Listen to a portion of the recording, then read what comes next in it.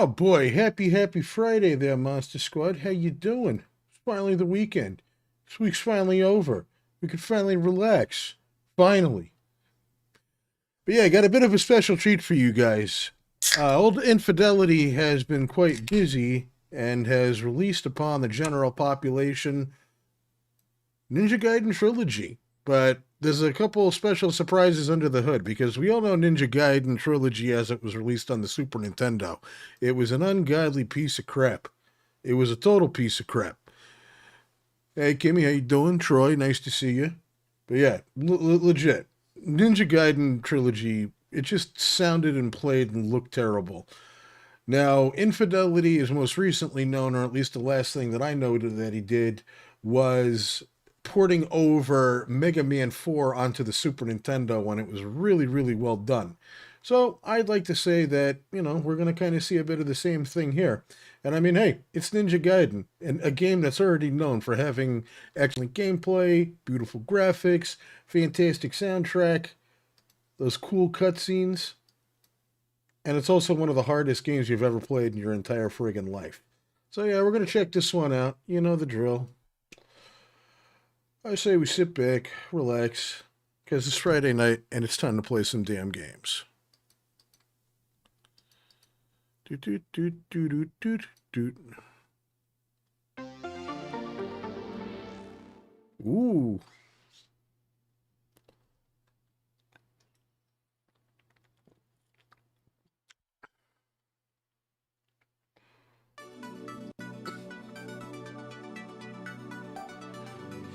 Ooh. I'm liking the layout. It's kind of like booting up that Super Mario pack. Remember that? Yeah, we're going to start with the oldie but the goodie. Oh yeah, we got to have the MSU arranged.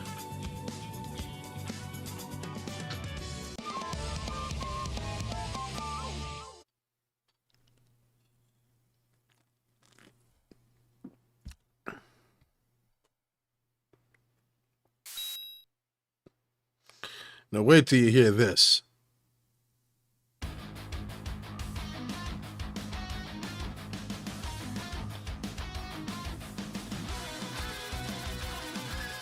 Oh yeah, that's nice.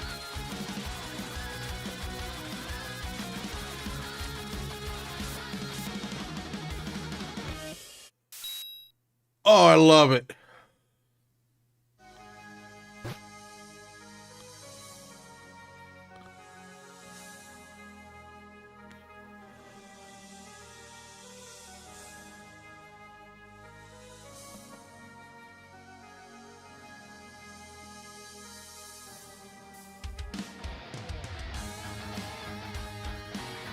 Oh, I love this.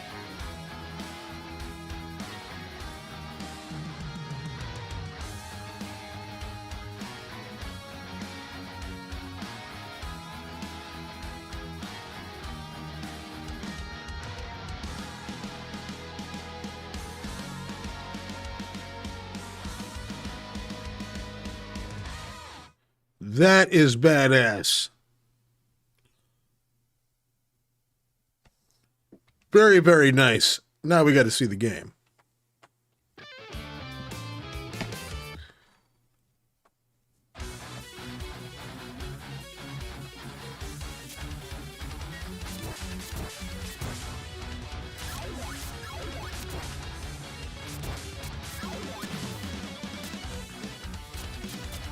Damn, this handle's really good, though.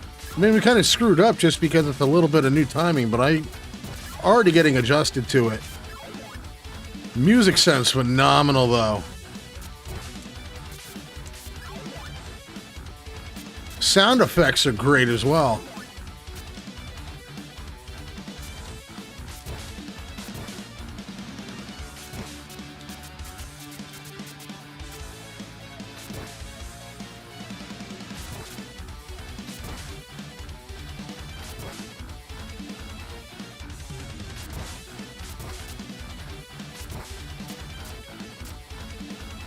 All right, I want to hear this track.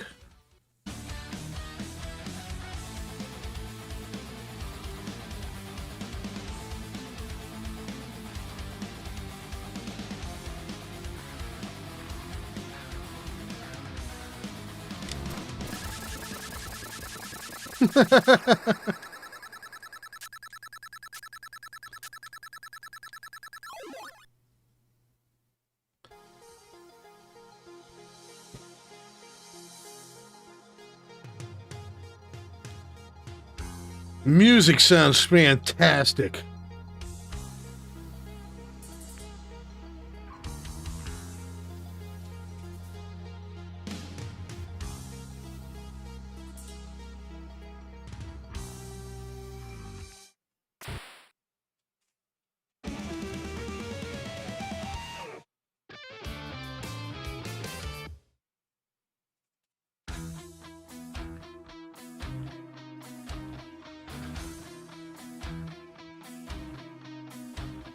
What's going on, sub? Yeah! No, I love Infidelity's work. Well, you know you're getting good shit when he's touching it.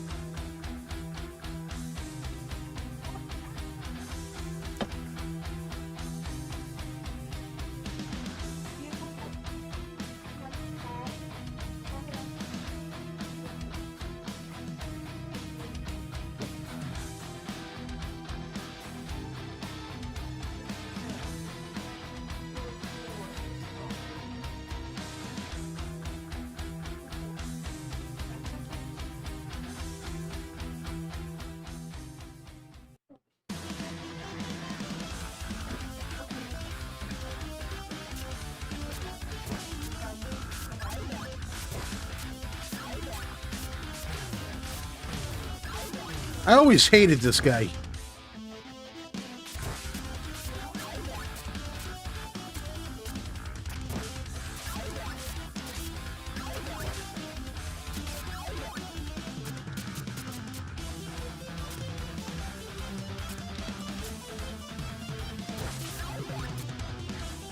Like, the second that you can kind of get into a bit of a zone here, you're golden.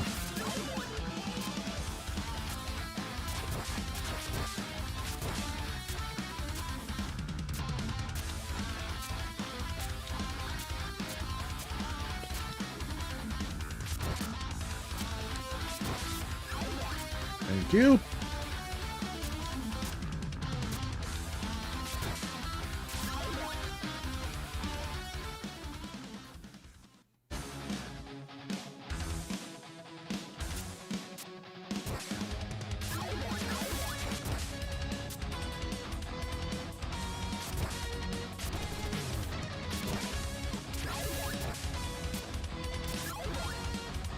We're gonna get the slice and dice back in a minute anyways.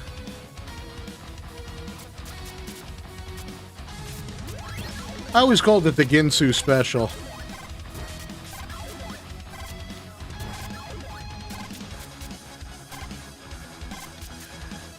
I mean, that is the secret to Ninja Gaiden, is that, you know, you'd think that you gotta slow down, but no, you gotta keep moving. Because that's where you wind up dying, is when you slow down.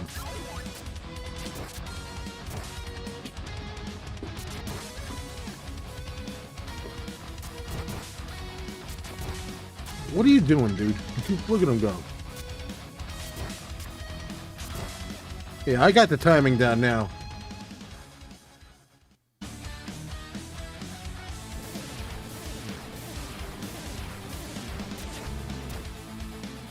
Want to go for that again?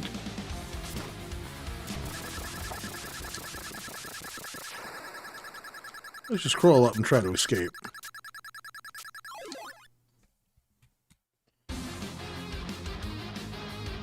Yeah!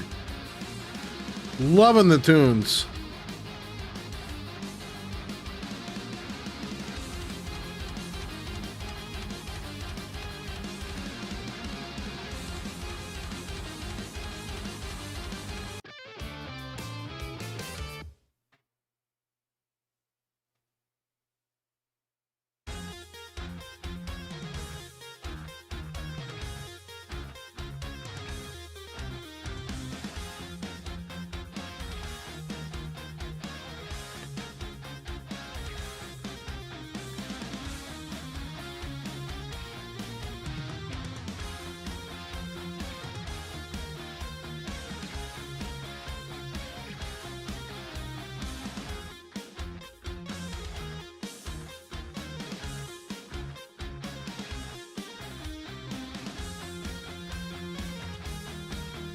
Nice try, Bruce.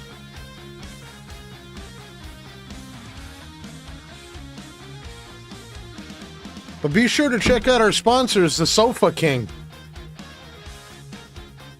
If you need a place to park your rear, check out the Sofa King.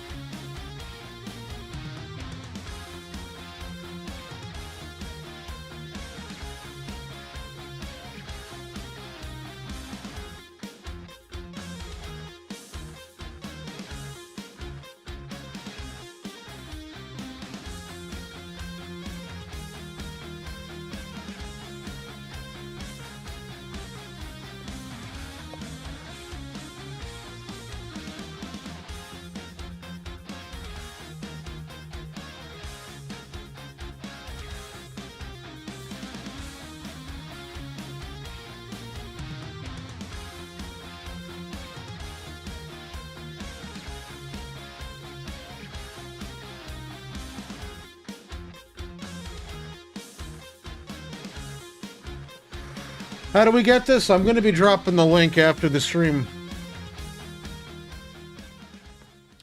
Oh, I also wanted to wish a happy birthday to the show's producers, two great brothers, the Make It brothers, Kenny and Willie.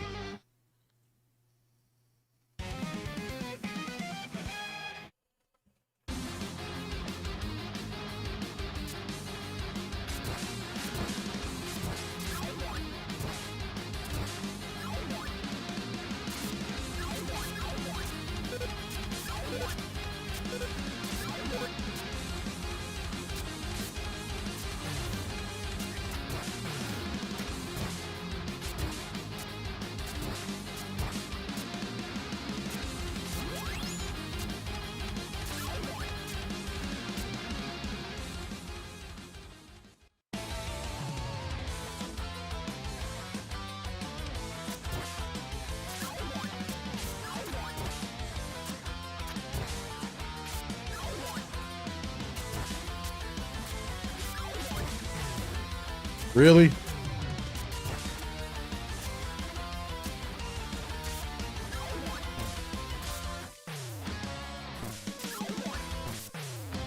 Really?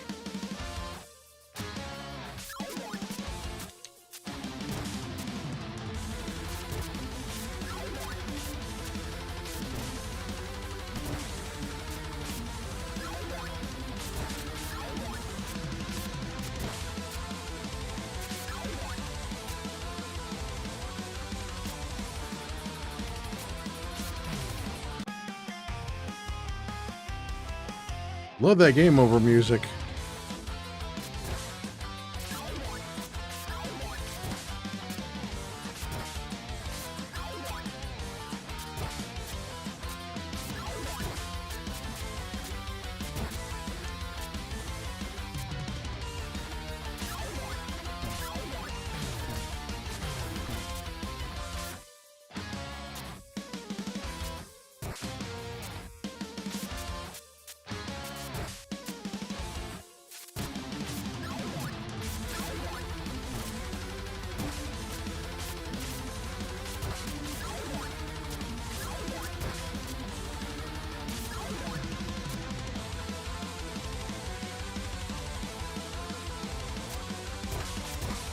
That was a trick.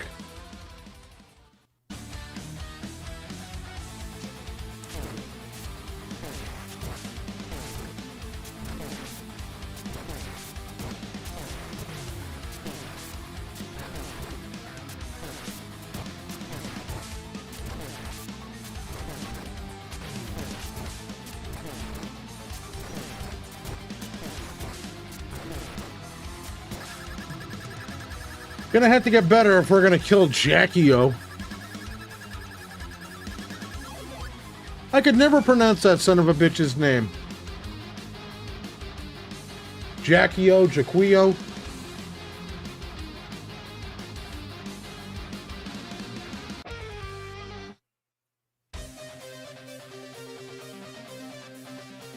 The music is amazing in general.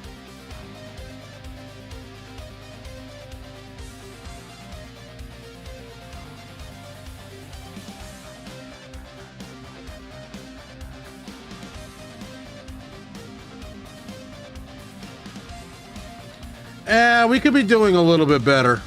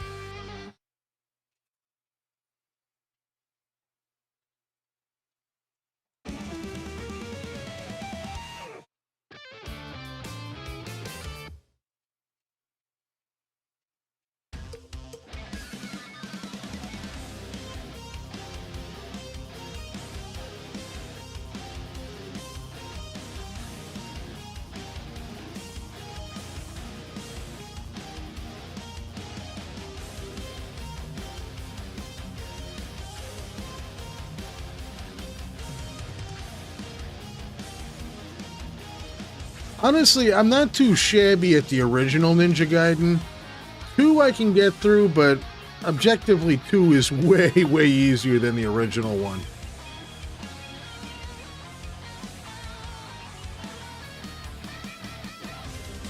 My part for the course typically is at least making it up to like stage, like the one right before, like the final bosses before doing a game over.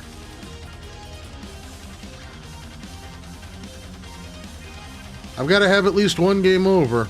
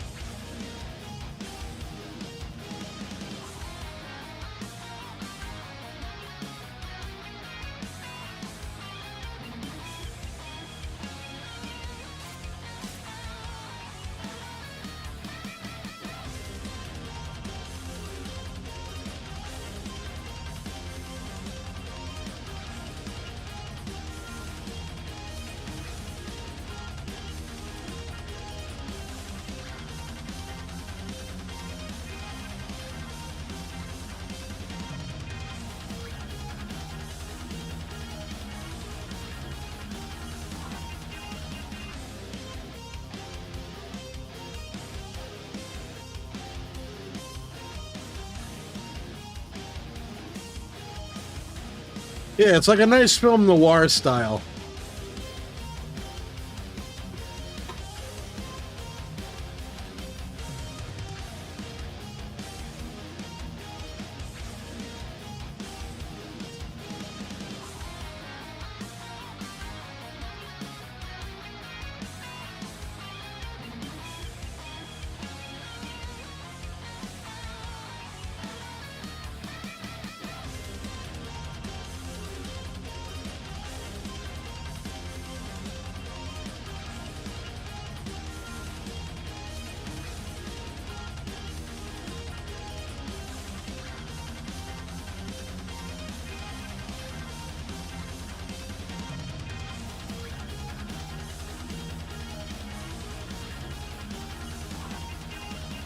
Yeah, you know the answer to that one. But it does kind of pan out like an old anime. And very well done, by the way.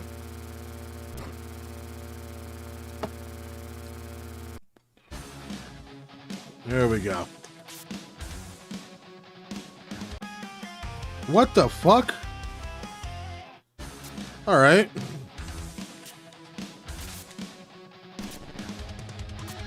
My timing is all off.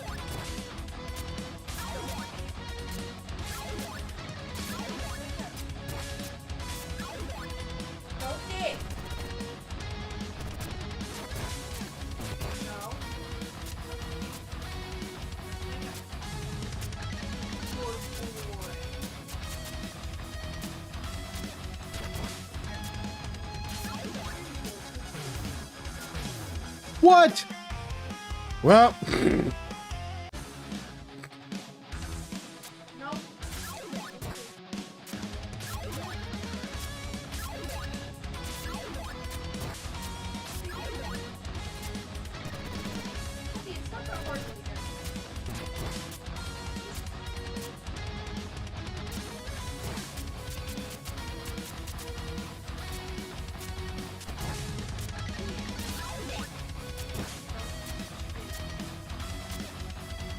I don't know what the hell I was thinking with that.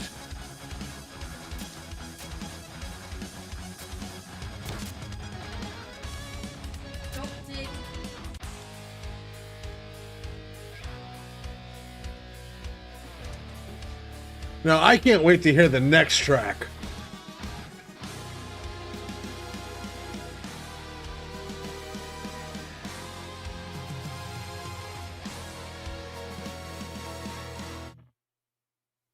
Let's go.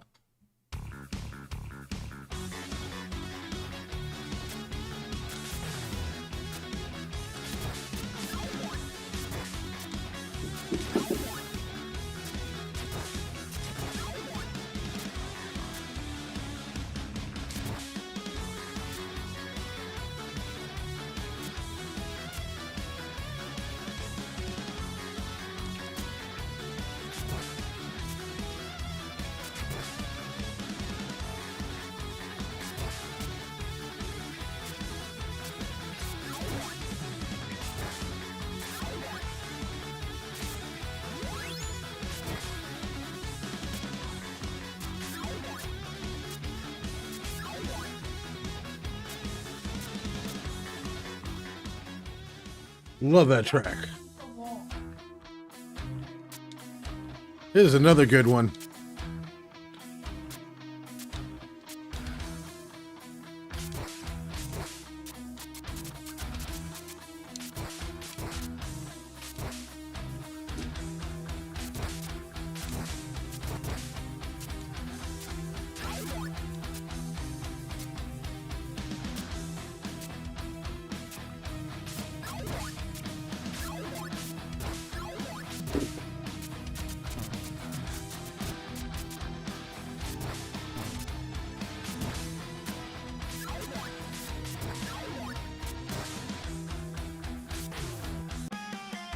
You Jason Voorhees son of a bitch.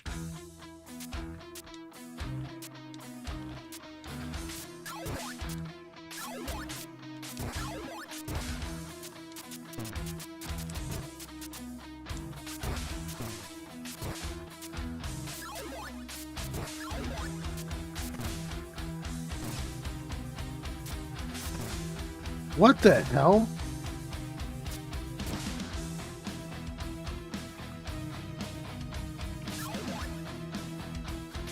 You die.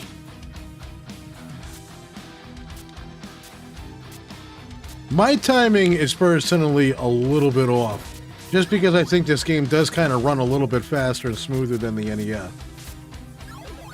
Which I'm not saying is a bad thing. It's on me, not on the game.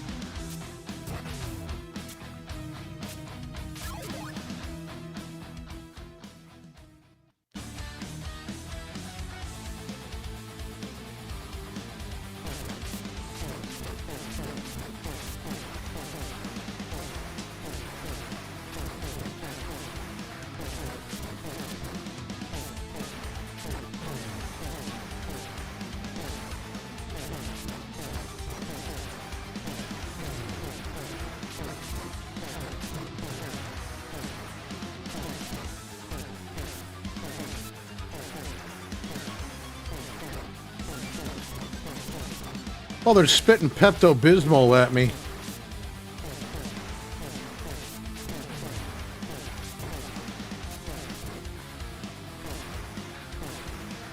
Now he's pissed. Yeah, shoved a star right up his ass. I did play the original, and the original was god-awful sub.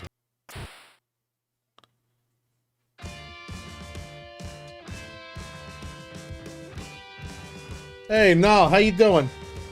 Everything was wrong with the SNES Trilogy, personally. I mean, visually it was unappealing, it played like shit, the soundtrack was terrible. You're all good, man. How you doing? Nah, that's pretty much it. Yeah, we're doing, you know. It's Friday night, work week is over. Thank God.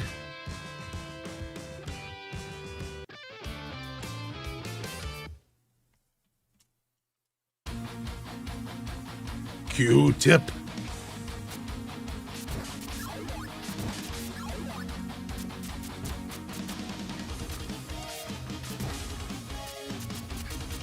Oh yeah, I don't have anything.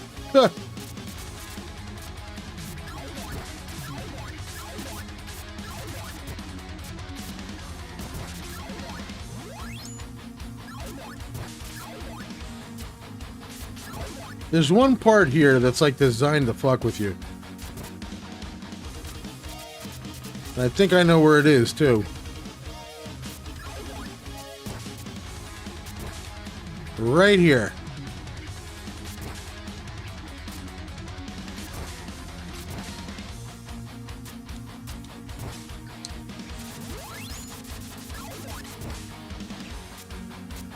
Yeah, this is it right here. The bat comes, and you're supposed to jump over them instead of killing them, because otherwise they'll just respawn.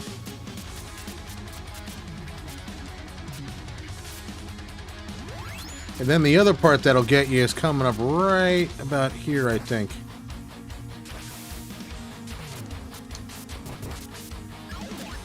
Oh, no, we got it. Yeah, I love Infidelity's work. I will always promo his shit.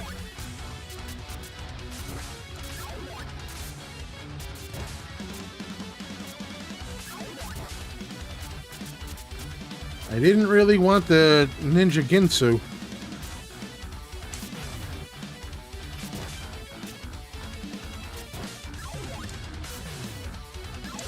Yeah, because now I gotta subject myself to this shit.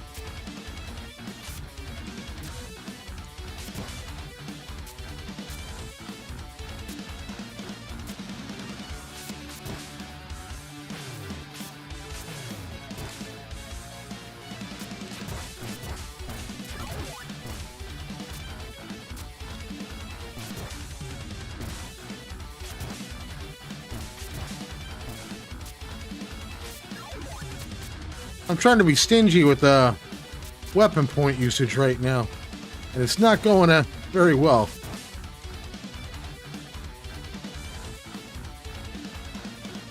Alright, back off, Voorhees.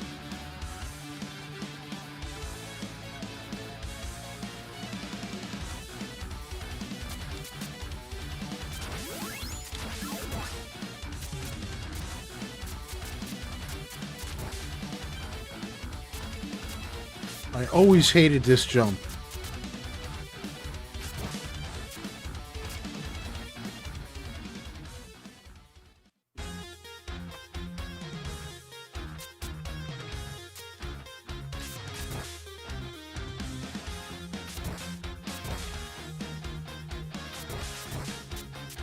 Alright, let's get out of this. There we go.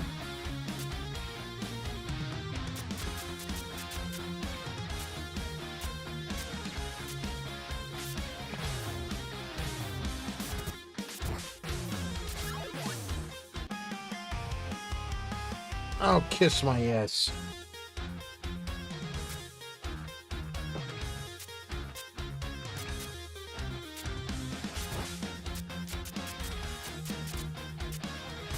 You're not gonna restock the candles? Oh, you sons of bitches.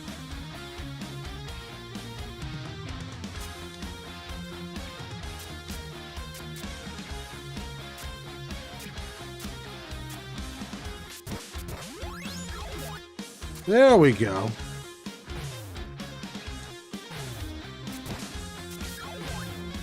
It's all about getting the timing down. Which I'm not doing very well.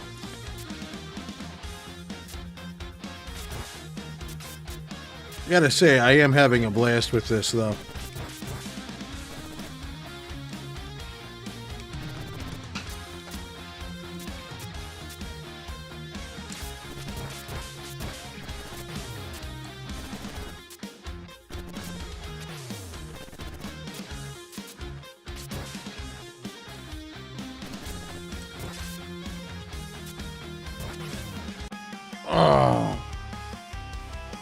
Oh, it's alright. We'll start this level off with a bit of a fresh slate. Things were kind of screwed from Jump Street.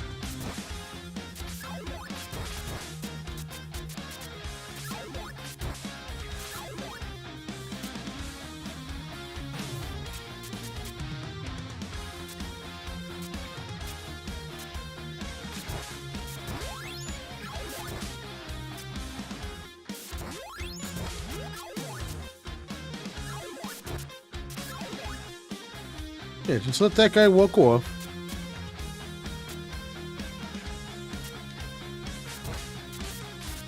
See, this is where it really counts. Right here.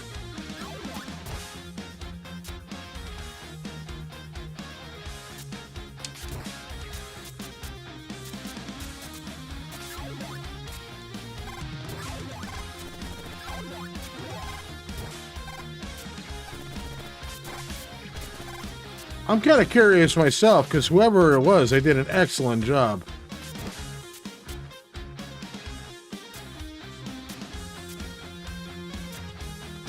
I'm sure they're going to be credited.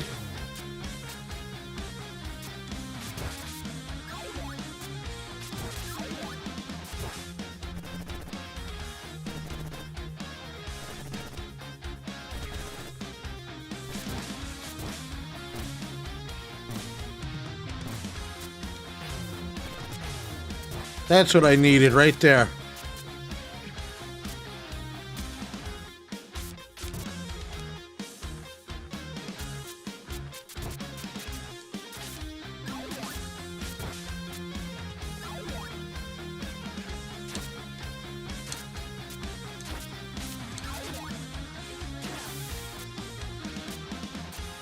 Love the background here. Alright, we're fine. We got the boss fight and he's gonna give me full health.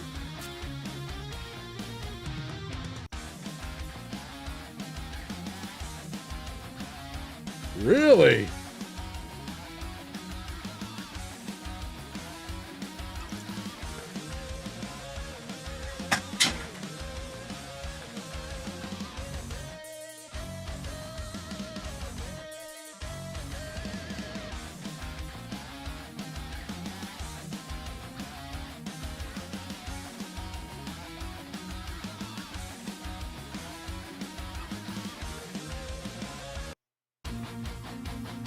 This is such an easy fight.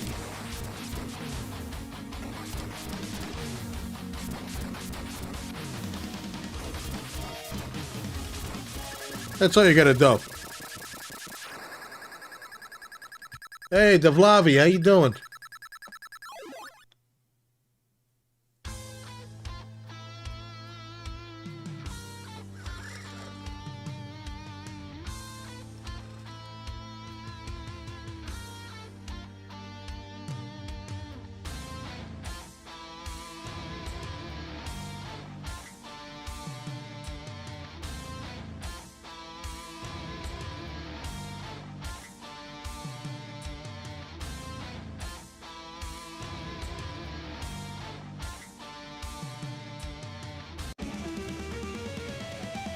Uh-oh.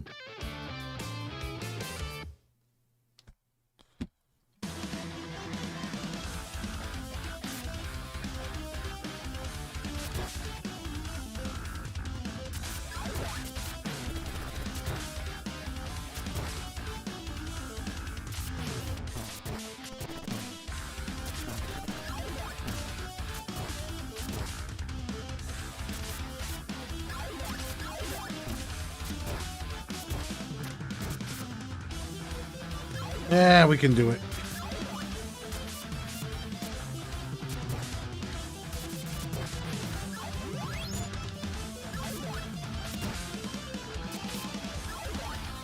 Yeah, we gotta collect as much of this as possible for when we're dealing with other stuff. Hey, Dyer, what's going on, brother?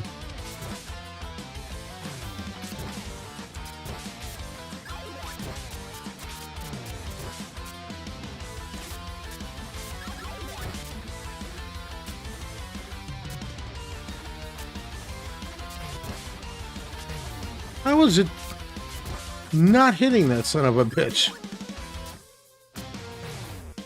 Goddamn cockroach beetle thing.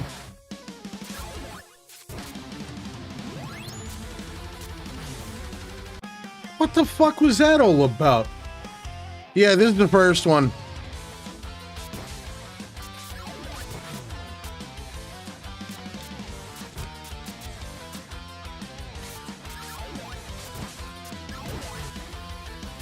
Ugh.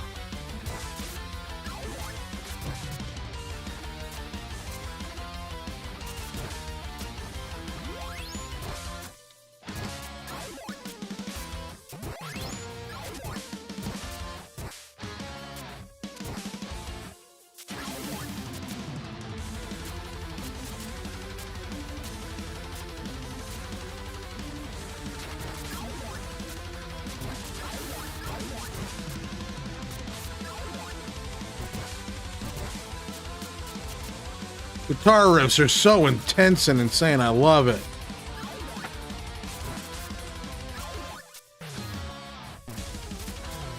Really? Alright, here comes the hard part.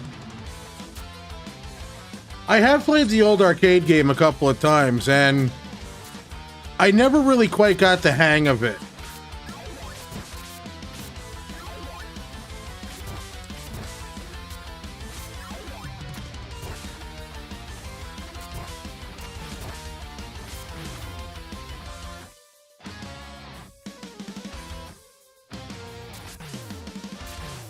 Shit!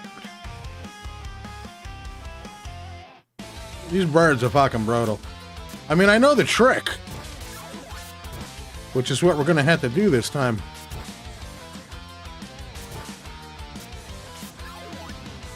Let him walk off, hit that bird, fall down, there we go. It's worth checking out. It's just, it's a completely different kind of game, and once again, it's just, I don't remember ever playing like a whole hell of a lot of it to be able to grasp it.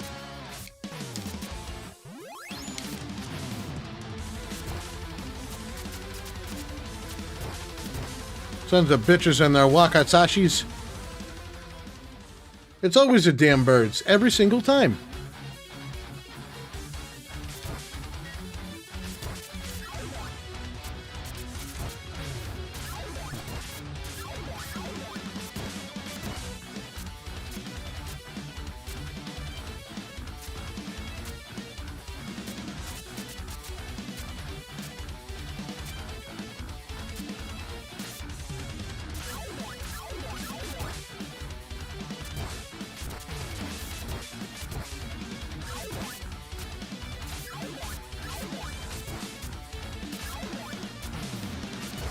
See, this is why you can't stop moving.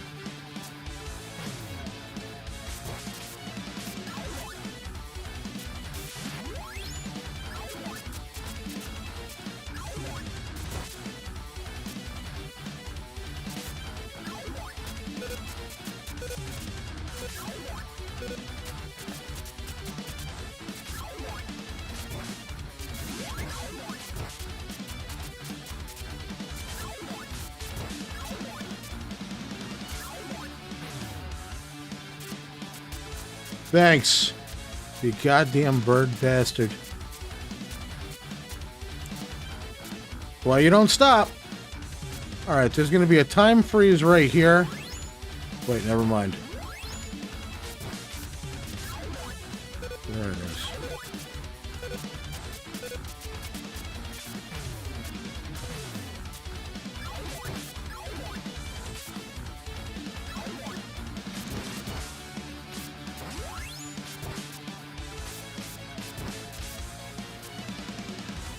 Yeah, that'll be the best thing for this one. It was very, very disappointing. Indy, how you doing? Oh, this game's kind of whooping my ass a little bit.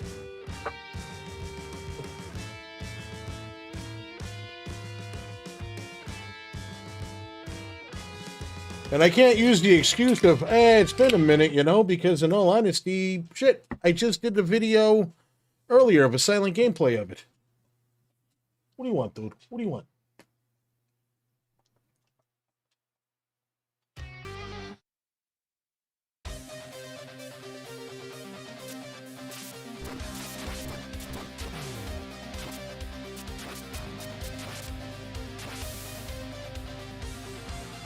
Even my timing here is a little... You know what? It's not even the timing, it's the aiming. It's a little fucked.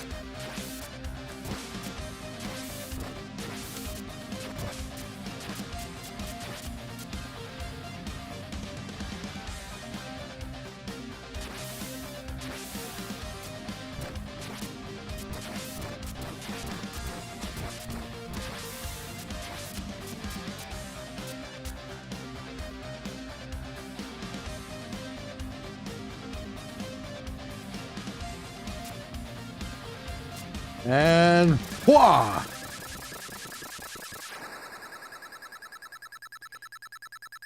I haven't played that one yet either.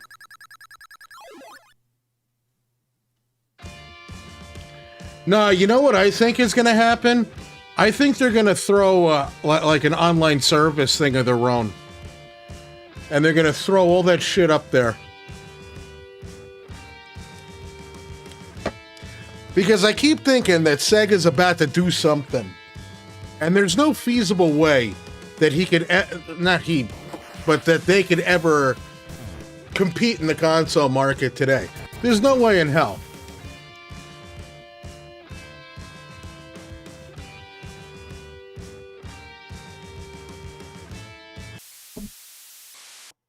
This fight was a bitch.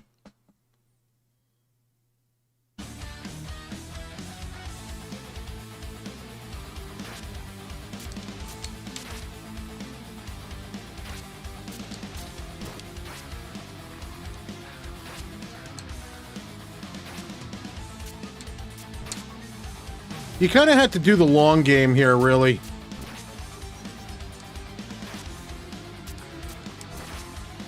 Because if you're jumping up, the flames are just going to follow you.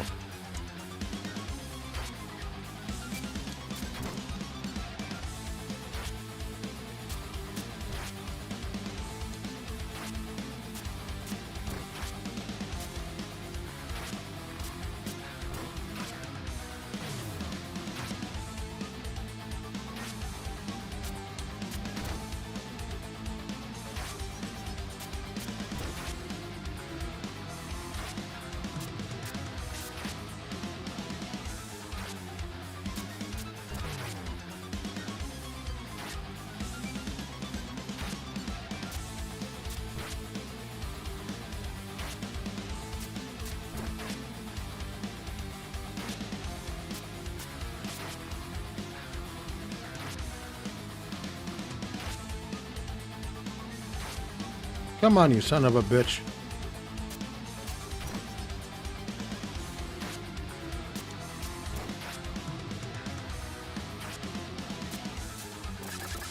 Finally.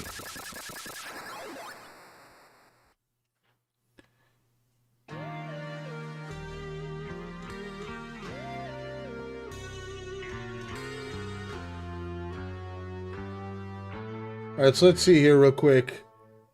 Yeah, right after pulling the Genesis shit from Steam, Sega's trying to pivot into an entertainment company. I was reading an article with one of their higher-ups in these Sonic movies having with serious delusions of grandeur. Entering the console market with anything that isn't insanely niche and can actually make money per unit is suicide. Exactly. That's why I don't think that Sega is going to try to do a new console. I think they're going to do their own online service. But how the hell are they going to offer it? Are they going to offer it on all three platforms? That's the only thing that'll work. I really want to see the anime. Alright, this isn't too bad.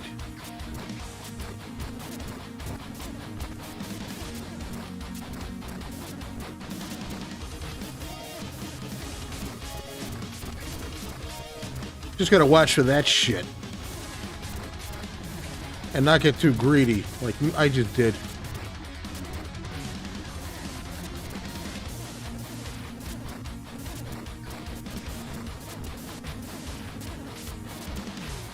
Oh, I got too fucking greedy. And no, I gotta do this again. You cock monkey. I got fucking greedy. Because I had this son of a bitch dead the fucking rates.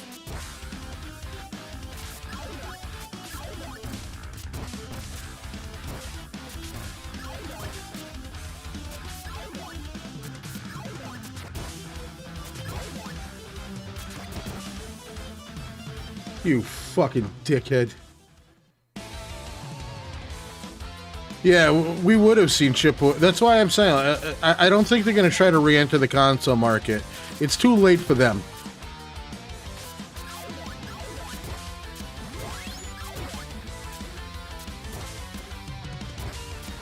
Nintendo, Sony, and fucking Microsoft have got a stranglehold on the marketplace right now. What good is that going to do me, huh?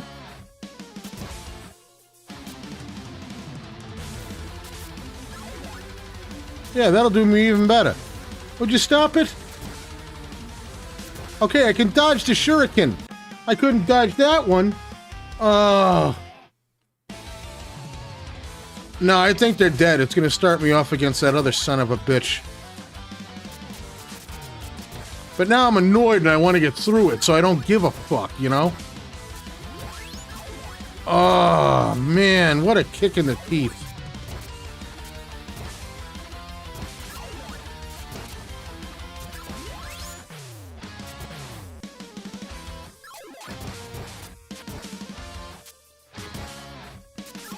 And that was the other problem, is we were missing that stupid power-up, so I didn't have any more ninjutsu.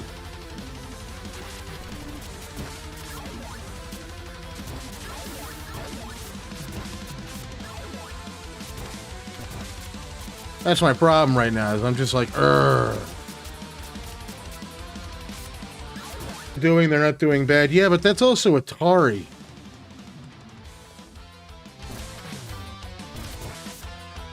Nexus, how you doing? I'm an idiot and I should not have used that ninjutsu. Yeah, I know, the new music is great. Infidelity did really, really good with the music.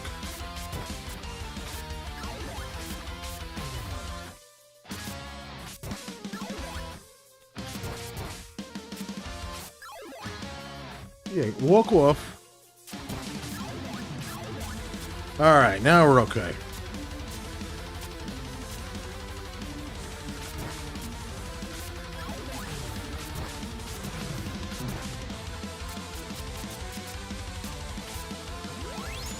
Now we got the health back.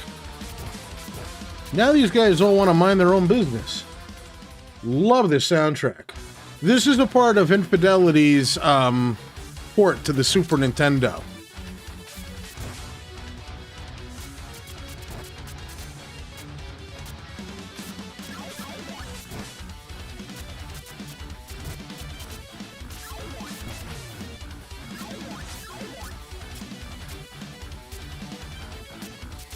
MSU1, it's limited, but it's badass in what it does.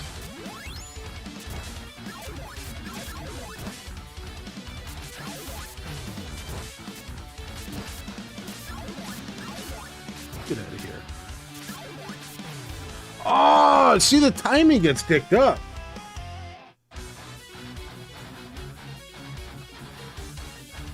No, Infidelity is the genius who put this together. He does really, really good work. I love what he did with Mega Man 4. He did really good with that.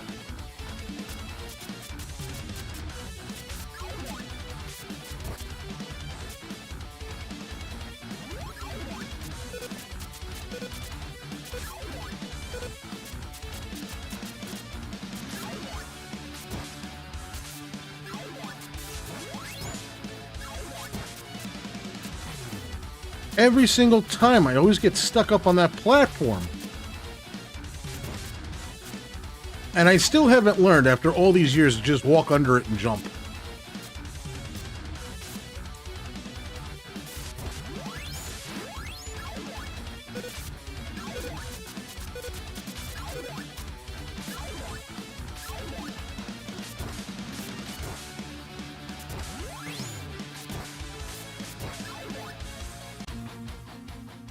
Yeah, see?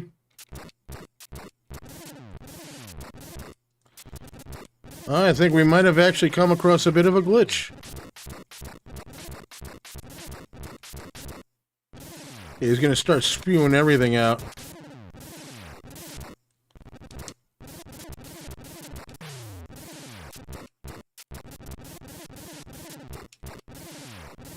Better safe than sorry, right? Yeah, see, that's the problem. It's like I got greedy the last time.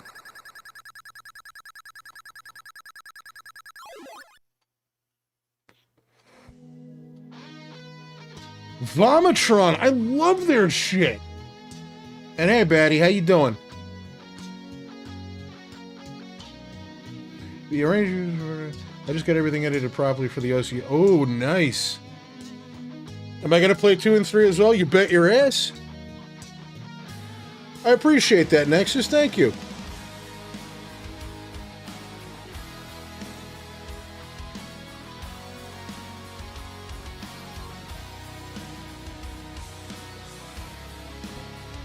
The download does come with a track credit list. I like that. How about that? I have not gotten started on that just yet. With the Xbox emulation shit, I just have not had the time to do it over this past week. We're definitely going to do that tonight. I'm going to get it finished set up so that by the time tomorrow rolls around, we should be good to go.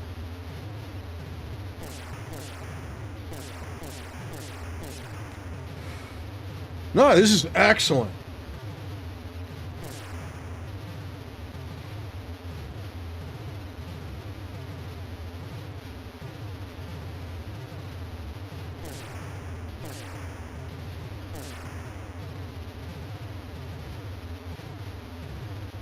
Yeah, Jackie O or Jaquio can kiss my ass. This is really, really cool. Well, you know what? In all honesty, now that...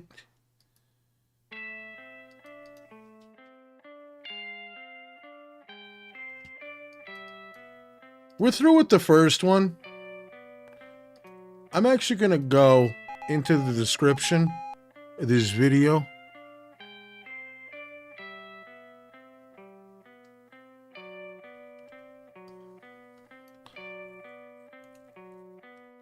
And I'm going to go ahead and throw up the link if you guys want to try this yourself. We are absolutely going to go through 2 and 3. I know I can definitely beat 2. 3 has always been kind of a pain in my ass. That'll be awesome, Nal. I appreciate that. That castle... yeah, I know. It's the same guy that built that must have built Dracula's castle.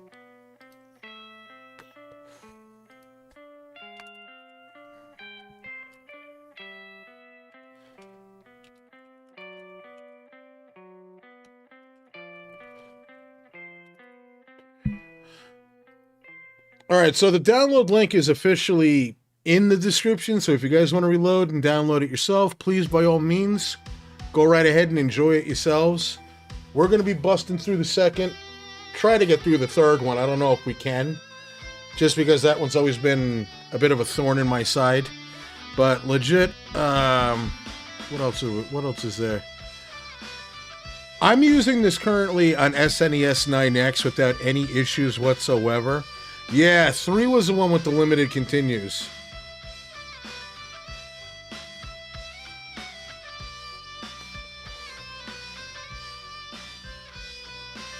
Well, the boss music was playing the first time that we did it. It was for the second time around. And just answered the question as it popped up, Batty. I'm using SNES 9X. Just by itself.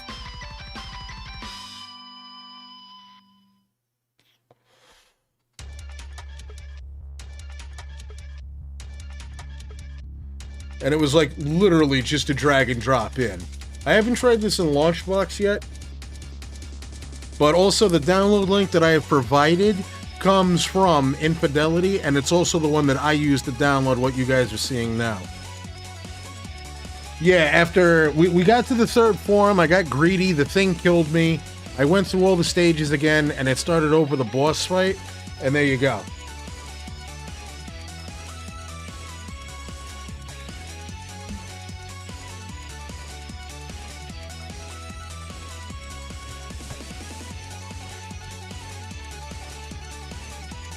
I love this track so much.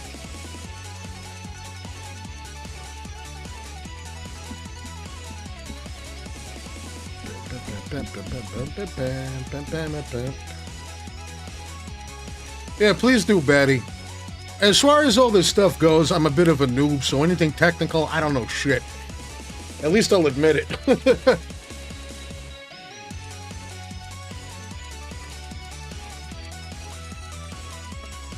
But I do want to kind of preface that all by saying that I would never ever post a link for something that I have not used myself. That's kind of shitty.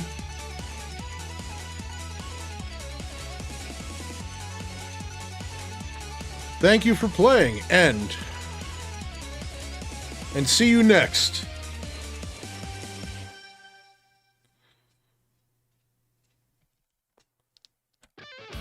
Alright, so now we're going to try out Ninja Gaiden 2. So yeah, here's this article I was looking at about the Sega stuff. The Sega of 2025 and beyond will be reinvesting in its classic titles, introducing new audiences to Golden Axe, Virtua Fighter, and Jet Set Radio. Instead of merely exhuming them as museum pieces, when I ask about the possibility of new mini-consoles based around the Saturn or the Dreamcast, he demurs, "I'm not going for the mini direction. It's not me. I want to embrace modern gamers." Sega later clarified that there are no more plans for mini. It's a theme he comes back to time and time again. Sega's legacy is there, but it must be brought forward. We are not a retro company, Mitsumi concludes. We really appreciate our legacy, we value it, but at the same time we want to deliver something new. Otherwise, we'll just stay history. And that's not what we're aiming for. Which, you know what? I understand his logic. And like I said, personally, I think that it's going to wind up being one of those deals where... Alright, so the menu, game select, and credits for NG1 are from a Dojin Arrange album called Steel Dragon Beat Blade. I've never heard of this. But that's why I'm kind of leaning towards the whole idea that they're going to try to, like, some sort of an online service. I just want to... I'm going to shut up for a minute so we can take this in real quick. Don't think I'm ignoring you. I'll get to you. But what a beautiful opening.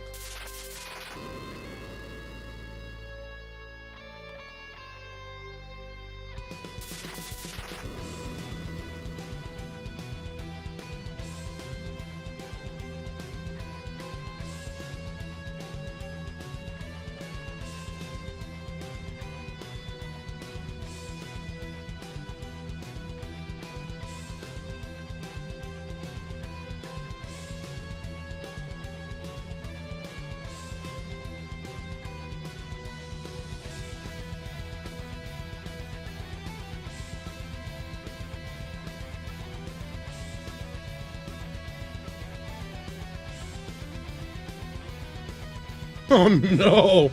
I don't think they're gonna do that, Indy.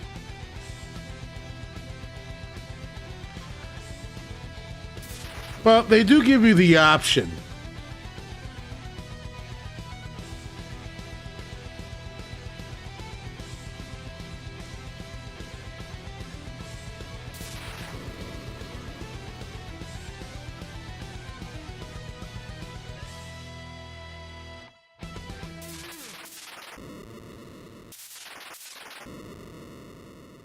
Now, personally, I think what they're going to do is I can see an online service where you can access that old stuff.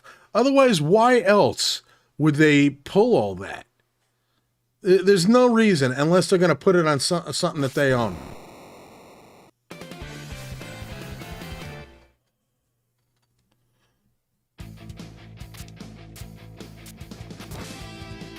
Oh, man, this looks and sounds better than the original.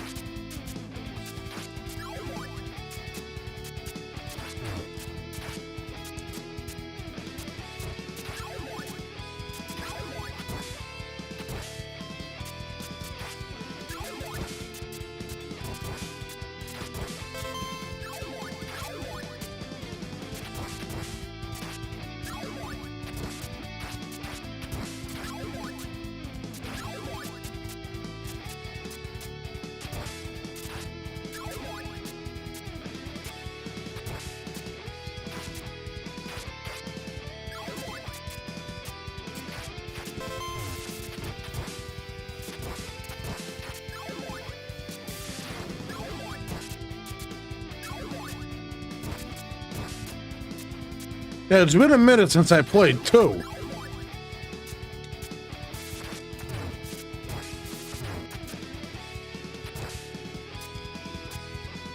That's my only concern is just... It's cool to have these shadow guys, but they will absolutely make your game so much easier.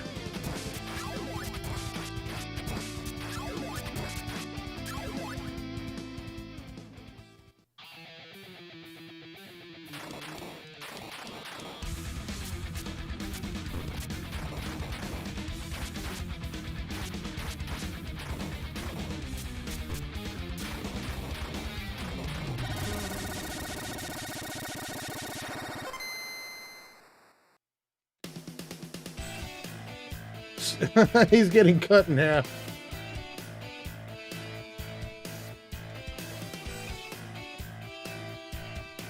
I mean, I could see them starting their own service and having it available on all 3 consoles.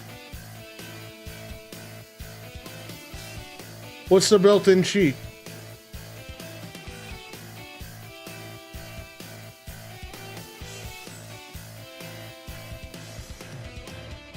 I have not seen the PC-DOS version, but I have heard of it. Oh my god, and you know what? That's something else that I read that I gotta talk about.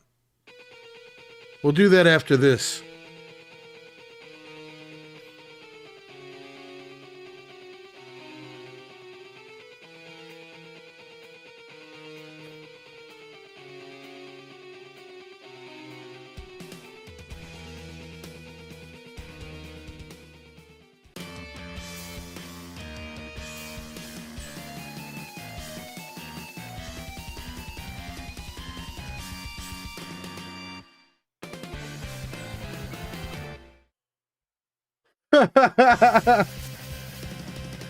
Alright, so check this out.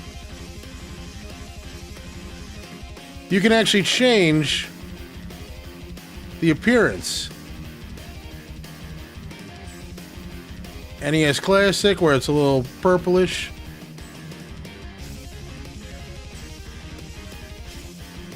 The Rockman 9 formula, I dig that. But it is pretty cool, though, that you can change this shit up like that.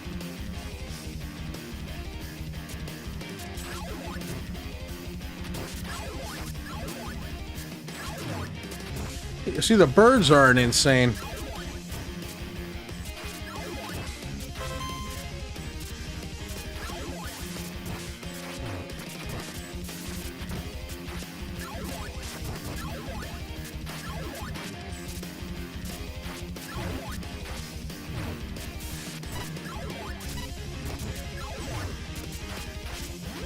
I shouldn't take that away. I was in the middle of using that, goddammit.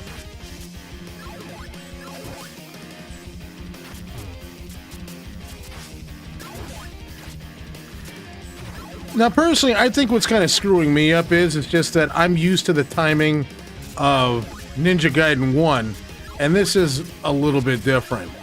You may not notice it watching it, but try playing it. Alright, well, let's try that one. It takes a second for the CG RAM palette. Alright, let's see.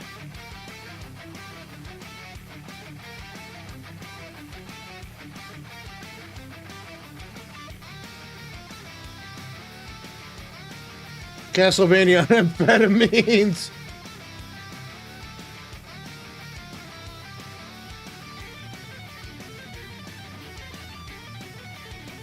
Let's see here. Very nice. You know what? It does look good. All right, so do the Konami code, but hit Y and B. All right, let's try this. Let's see what it does.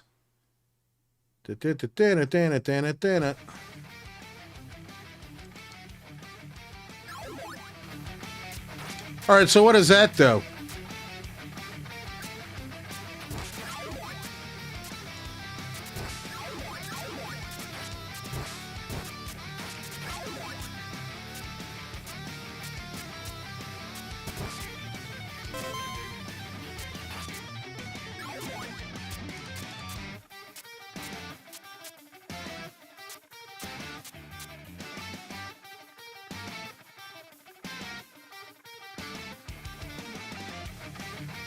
Yeah. Oh, nice. Invincibility mode. I dig it. So, invincibility mode. That is nuts.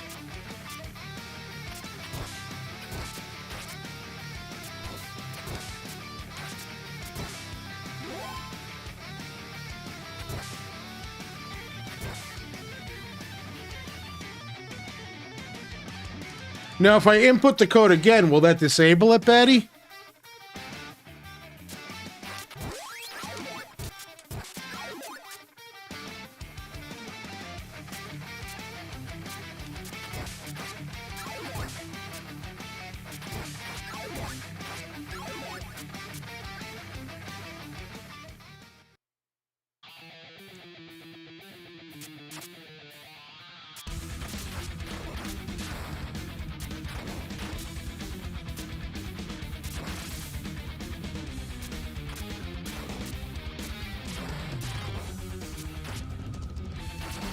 All right, let's try. Yep, you can turn it off.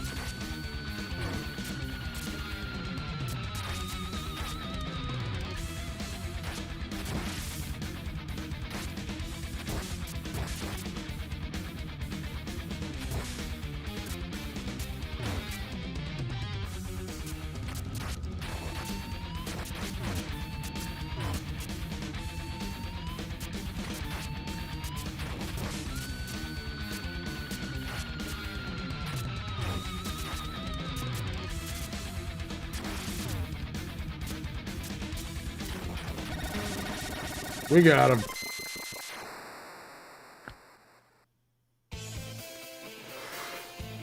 No, I definitely can respect the hustle, Betty.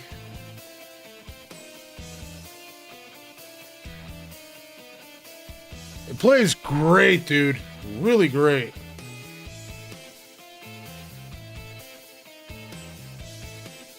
So Vomitron did all this? I like it.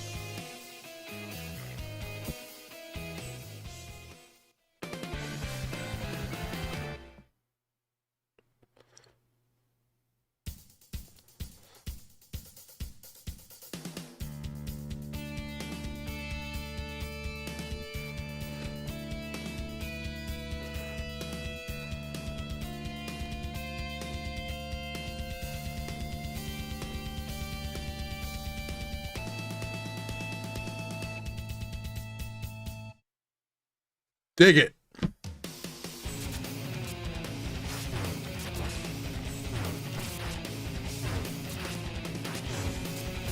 Sons of bitches.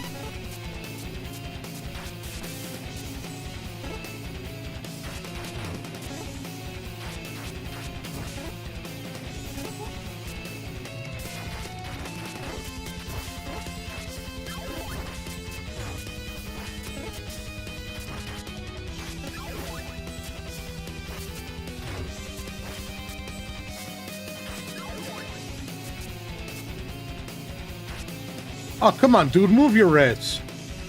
I love this level. Oh, shit. Get that.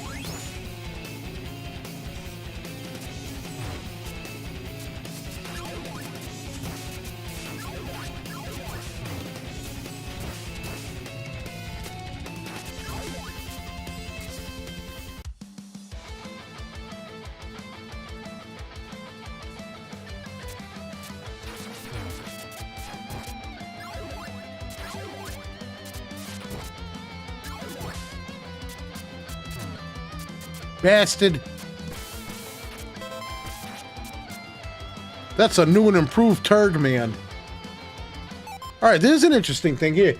The PC Engine OST was kind of fun to adapt for one. The timing and track assignments were a lot different than the S one, besides the music being different. I like when Shovel Knight did the Dark Stage gimmick too. Yeah, when they did shit like this, it was great. And I mean, for the time, as a kid, it was really mind-blowing to see our games play like that. Like, I will never forget booting this up for the first time as a kid and just being, like, blown away by, oh my god, the wind is blowing.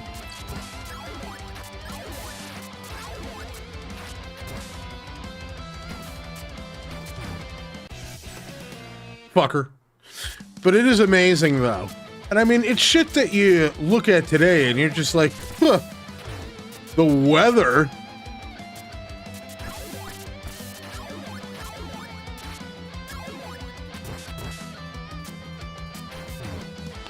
Oh my god, that guy's a fucking asshole.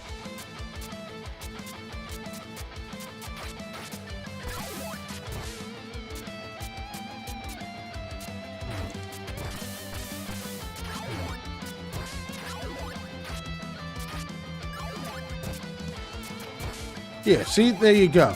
As long as you're prepared for it, you're fine. Totally did. I'm also an old, I hear. Yeah, yeah.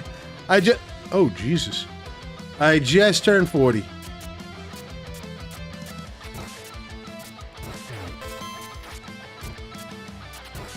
This should be an extra life.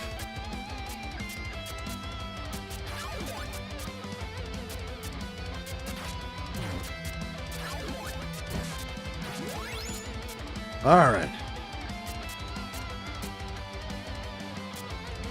In this economy?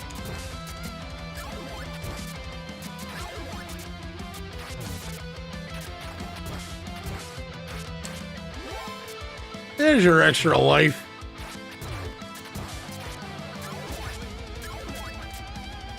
This boss fight is incredibly easy, though.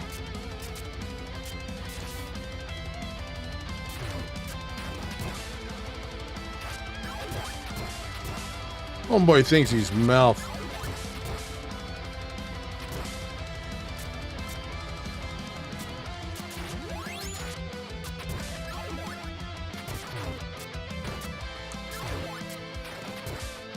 You know, not to mention the fact that they give out hit potions like it's candy.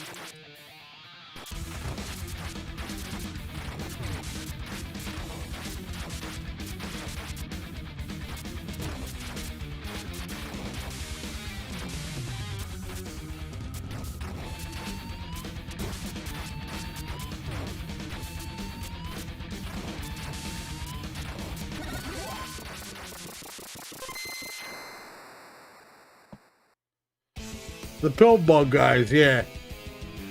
It's Knuckles without the spin dash. Oh my god, you're right. Funky. They all had these interesting names. And they had, Oh, here's Ashtar.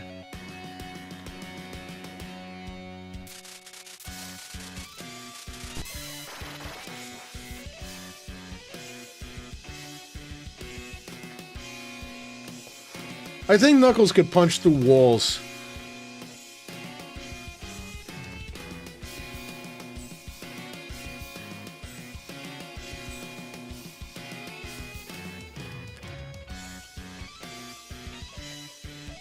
Die, little ninja.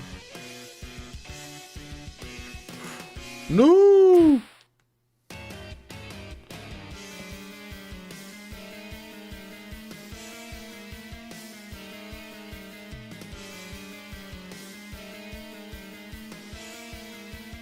Yeah, Sonic would turn into a spin ball and Tails would fly. That's really about the meat of it, really.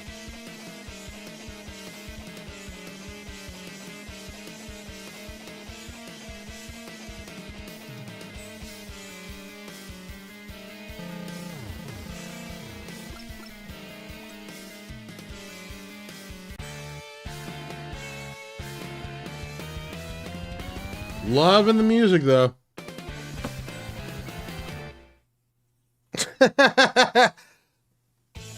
I never heard that one before. That's a cool one.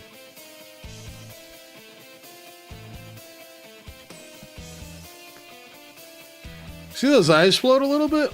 A little glitchy, but that's okay. It's still good. It's still good.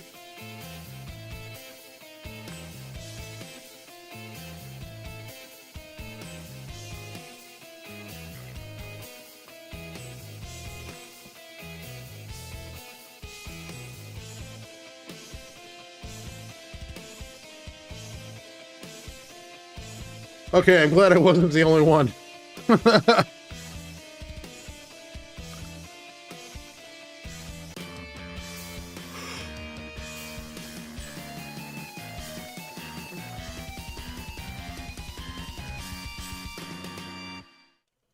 Let's go.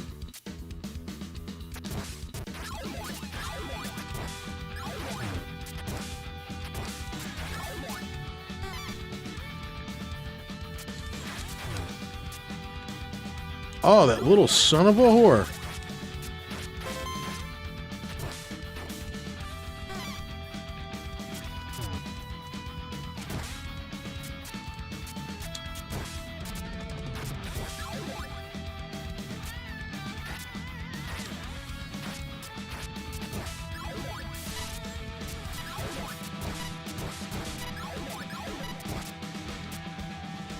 Now, I may be speaking above my pay grade here, Batty, but is like MSU1 kind of like on par with the kind of audio that, like, say, a Sega CD would have been able to put out?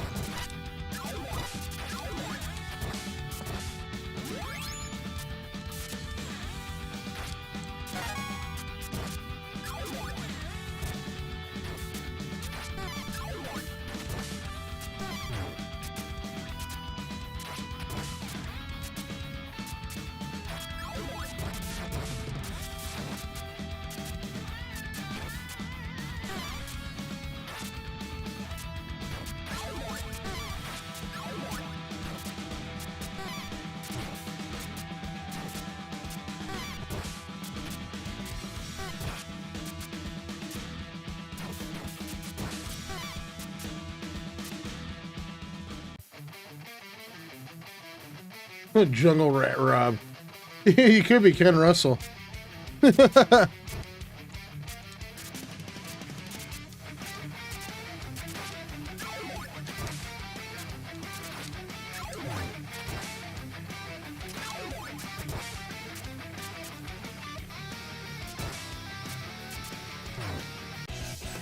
Fuck you, Pillman.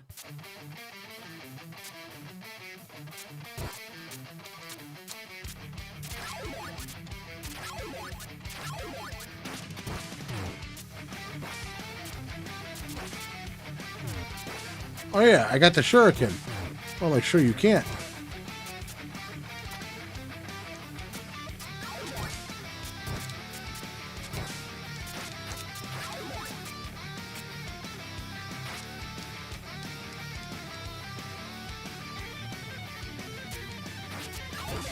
Alright, I want to see this.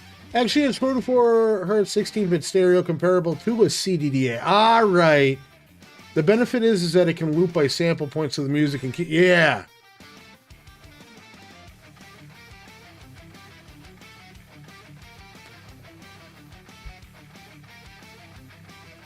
Yes, there is null drag.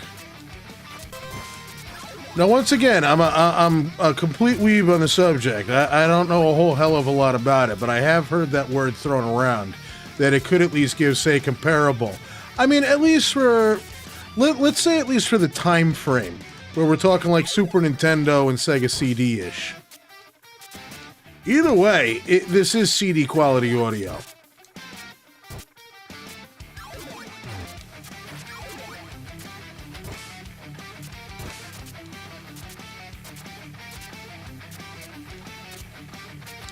Man, where the hell is Cypher's freeze spell when you need it?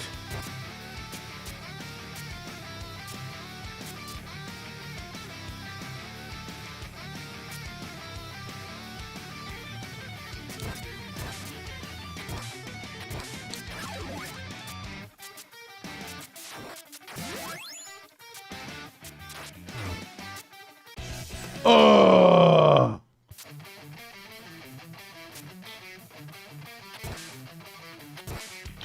On the scale, that's probably like... I want to say... Teenage Mutant Ninja Turtles, when the guy discovers the shit's been stolen out of the back of his truck. Not quite Mama Fratelli's, but like... In the very beginning of the Teenage Mutant Ninja Turtles 89 movie, the delivery driver comes up with, like, a clipboard, walks away, and as soon as he comes back, the whole truck is empty. Ah! That's the level of I'm feeling right now. The factor is very, very important here.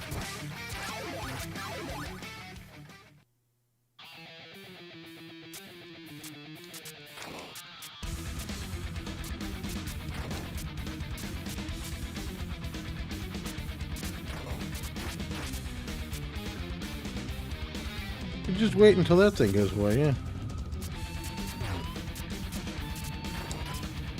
Actually, no, you quite can't do that.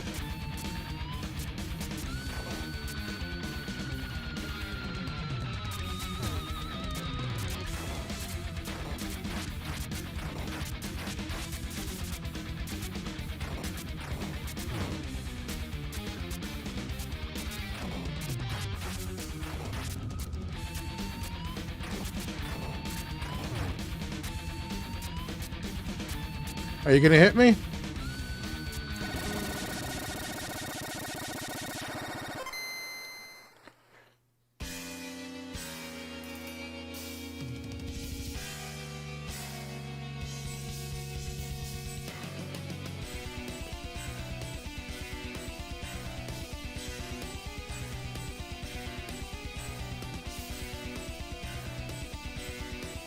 You know, that is a hell of an idea now.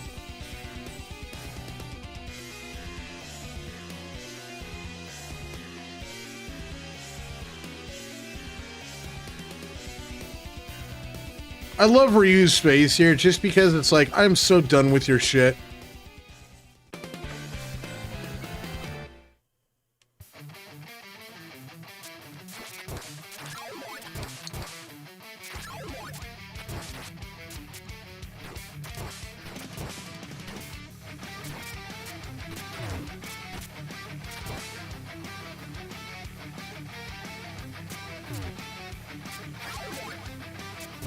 It's dead. What do I care?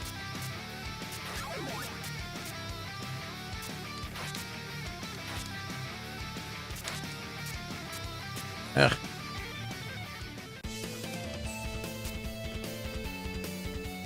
Only close friends get to call me Ashtray.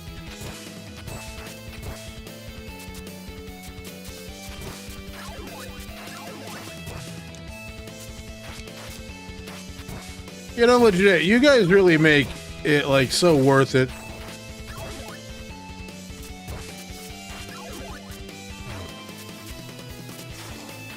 I mean, hey, Fridays are cool just because it's the weekend, but you guys make it fun. I look forward to our time hanging out. Stupid bombardier. Oh, you son of a bitch!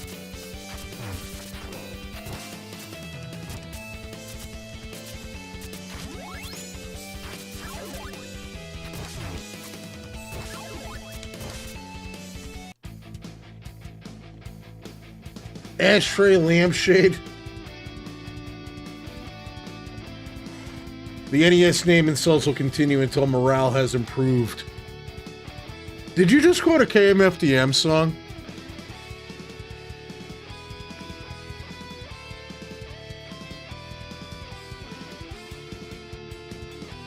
Yeah, because the third one has got Foster coming back.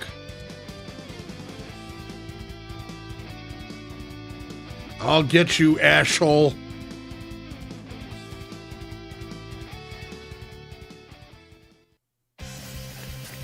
Well, that is also an Exodus song, if I remember correctly.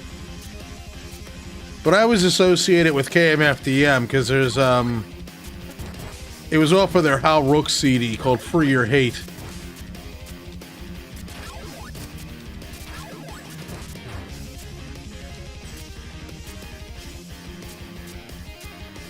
Yeah, fuck you, Jason.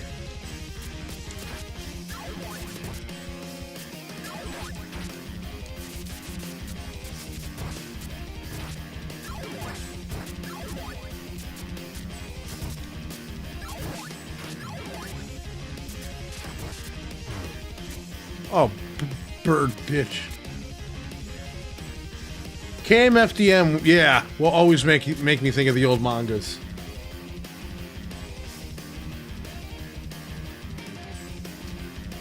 Oh, the HMS. See, that I didn't know. I knew it was from songs. My pirate history is a little spotty. Oh, you barbarian cocksucker. Don't let Conan hear me say that.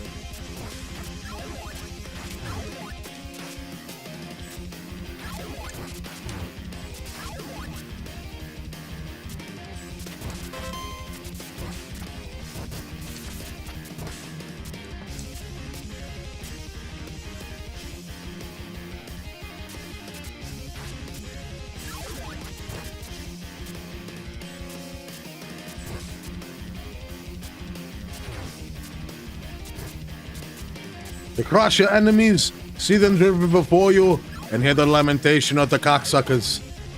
That is good.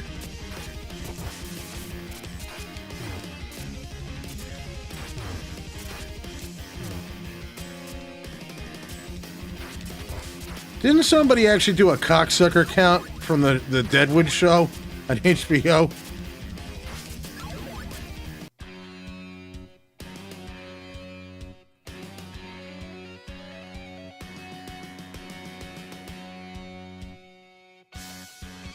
Morale did not improve.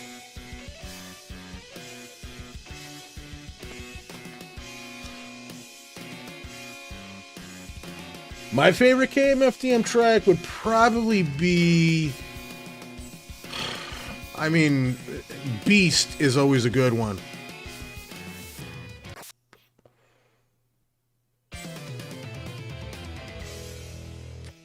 Virus is a classic. Jutro and Jezebel was always a really good one. Oh, damn! Irene!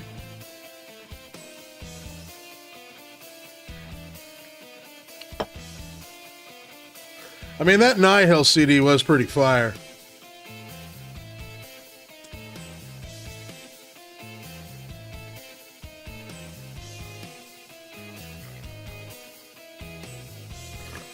It made everyone sound like Yosemite Sam.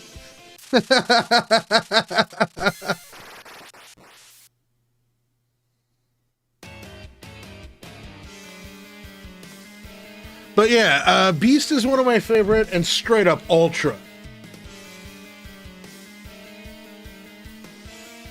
This is an 88 Magnum. Yeah, it did not age well at all. But hey, thank God we're all adults with fucking completely twisted senses of humor.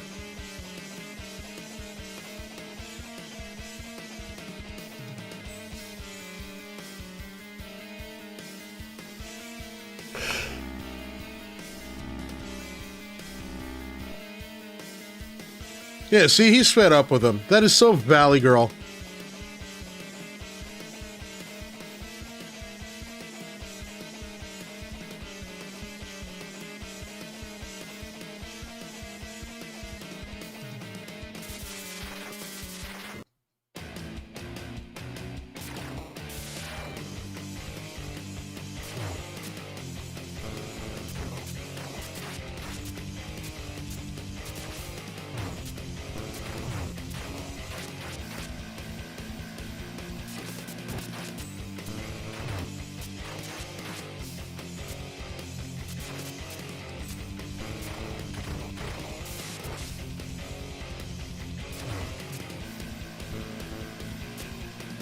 Really? I touched his foot?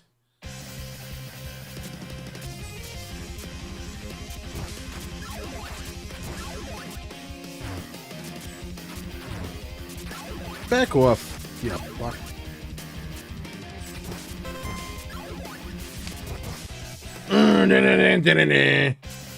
We are gonna do the third one, Dean. How you doing, man?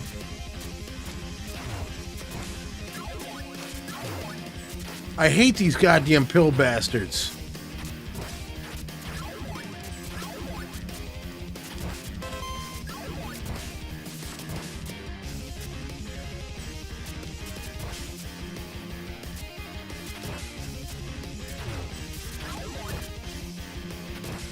No.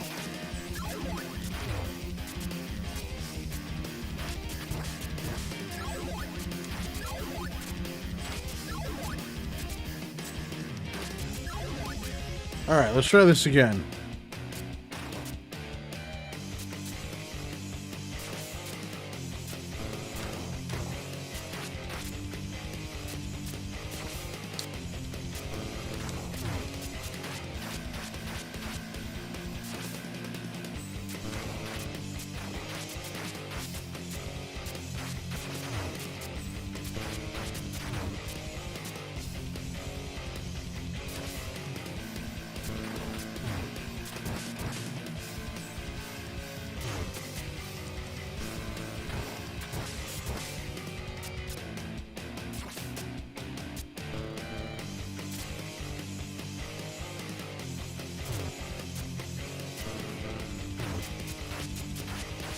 Are you serious?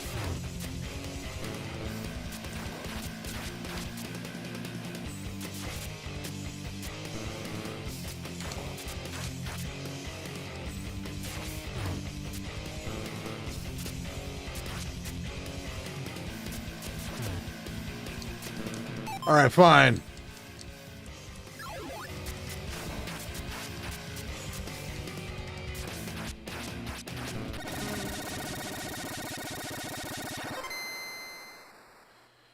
It seems like I am taking a little less damage.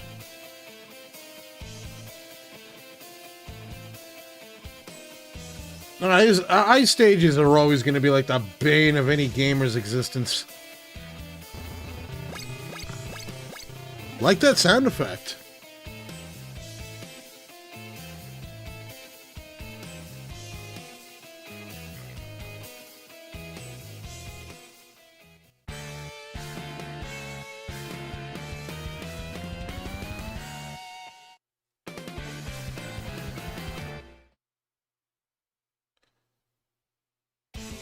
Yeah, is it just me or did Ashtar like really seem to like have a side bitch role, you know? Like they made him out to be like the boss of the Jackie-O. I always call him Jackie-O, like Jackie Onassis. No, I'm not gonna lie, that wasn't a close call, Nexus. I was a bitch and I put on the invincibility mode, but I am gonna take it off.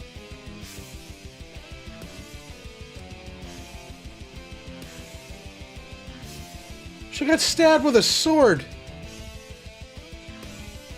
But no, that is a cool little side thing for anybody who downloads this yourself and you're having a bitch of a time. Dude, go for it. Gator, what's going on, dude?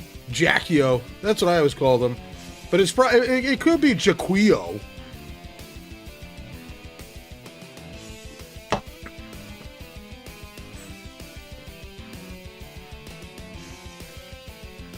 Either way, his name sounds like a fucking Bad Information Society song. Alright, there we go. We took it off. Having stuff, though, like foreground effects like this, always a treat, though. Except for that.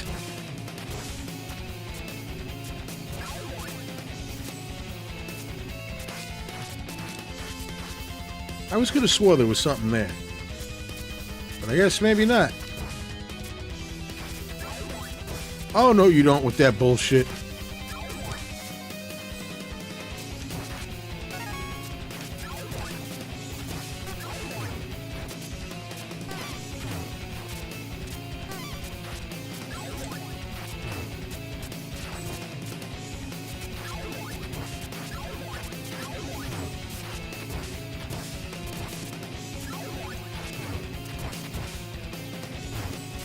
Jackie-O, Devil King.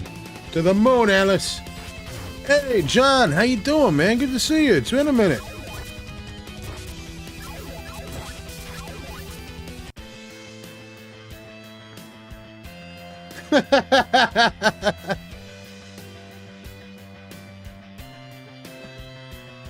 That is badass.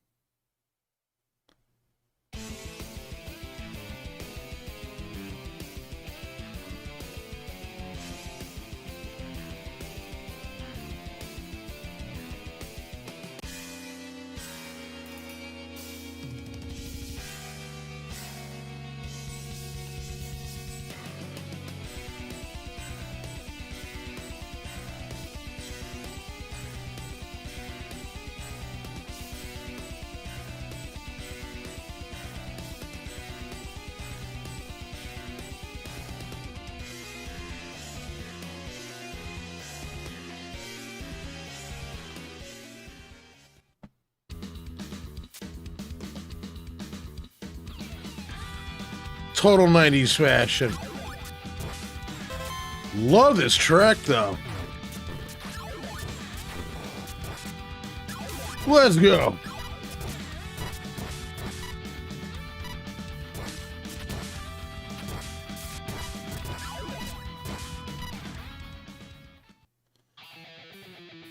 She went from Blade Runner to April O'Neil. I love that. You know, we gotta boot that up someday. The Blade Runner PC game. Oh, look at them! I'm beating their asses. What? I was kicking their asses. What the hell? Something went really, really wrong with that.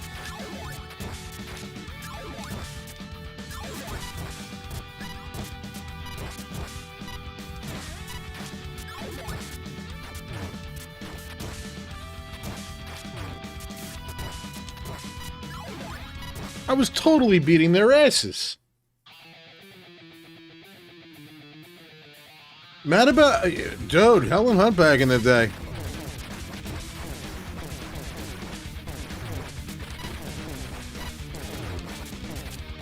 They cancel that shit out? Stupid bastards.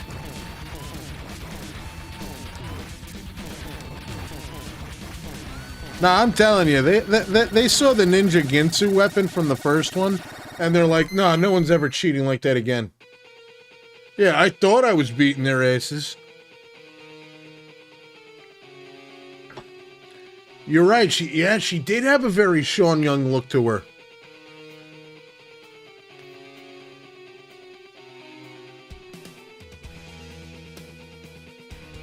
A turtle is on its back, struggling.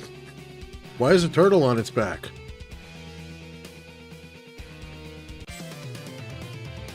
Maybe you put it there. Why would I do that?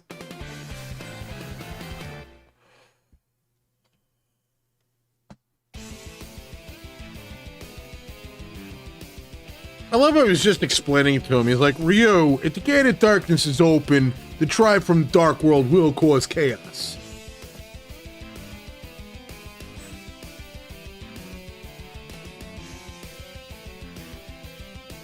We are going to have to try NES Strider as well.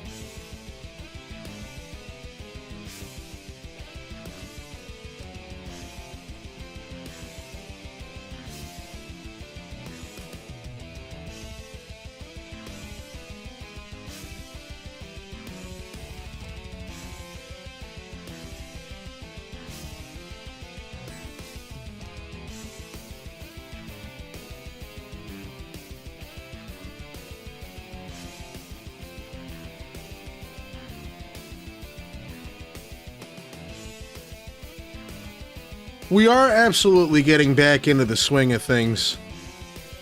Like, ROM hack shit is absolutely coming back. I kind of want to start, like, clean slate everything, just for January. And no, I'm not deleting all the videos. Total stud.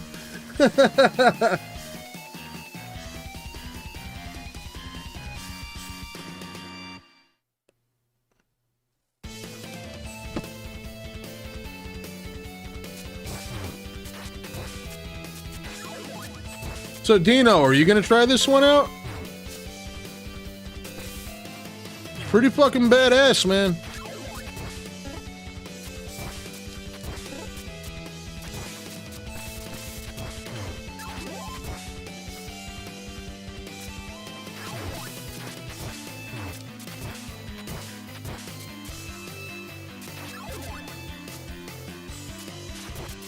They're just waiting on his slow ass. That goddamn bird.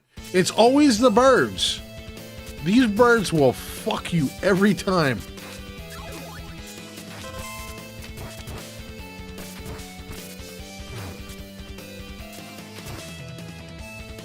This Turd Man 2.0 over here.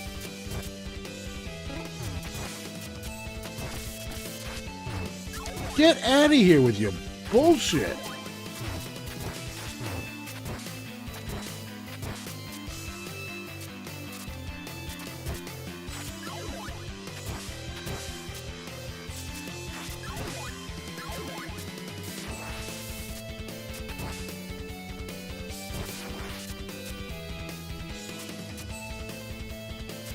Yeah, you're right. That's sadly the thing that's so easy to overlook about a Ninja Gaiden experience.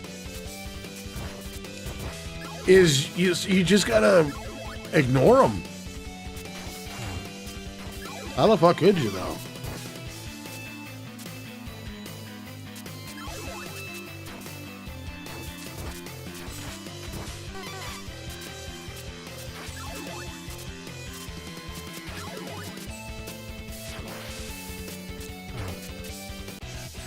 I couldn't even see what the hell was happening.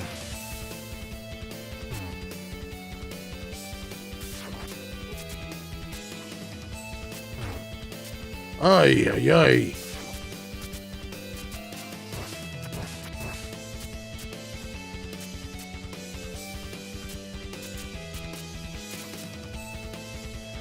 All right.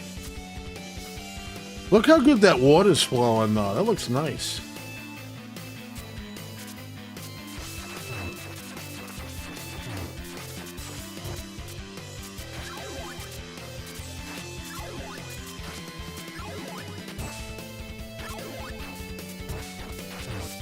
Yeah, Scheisskopf.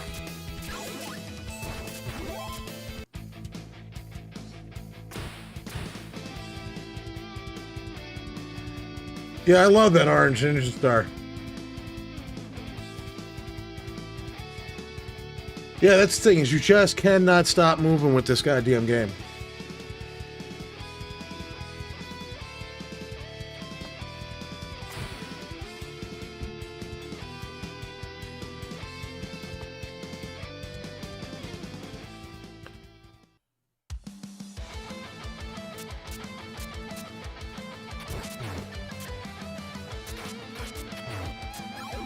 We're actually getting to the S end of this game, right? You shitheel.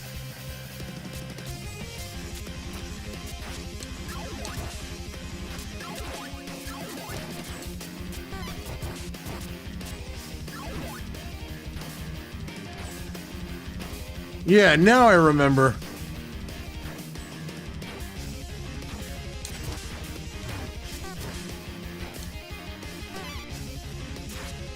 Need that thing splooging all over me.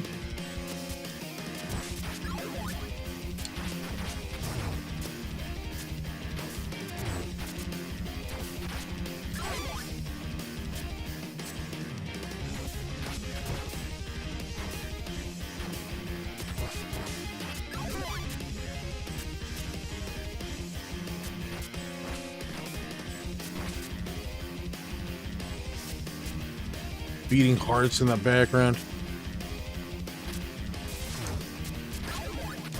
You ever feel like you just went into Contra land?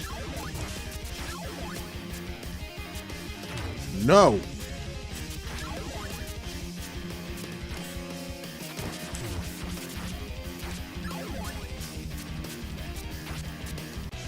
You whore.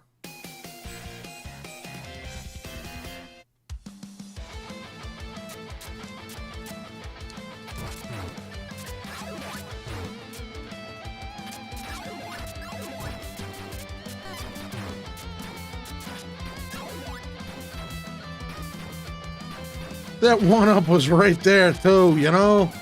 Oh.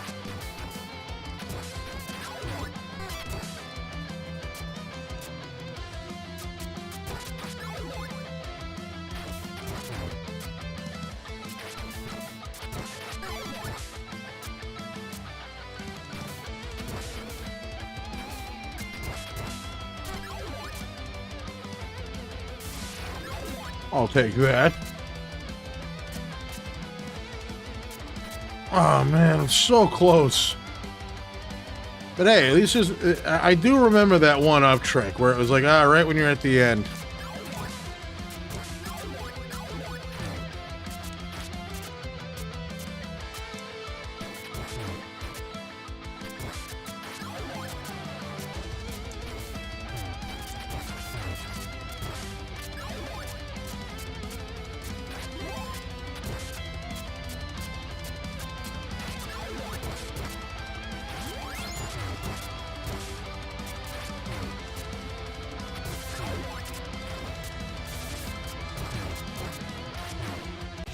Kiss my fucking ass, you stupid bird. Oh. Not Gator, you're 1,000% right.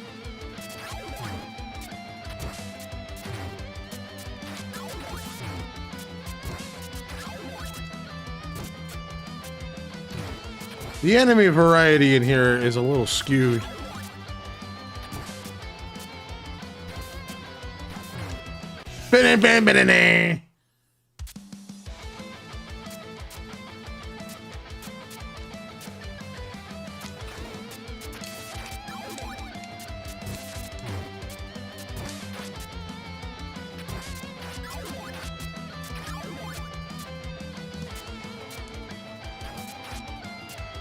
Thanks.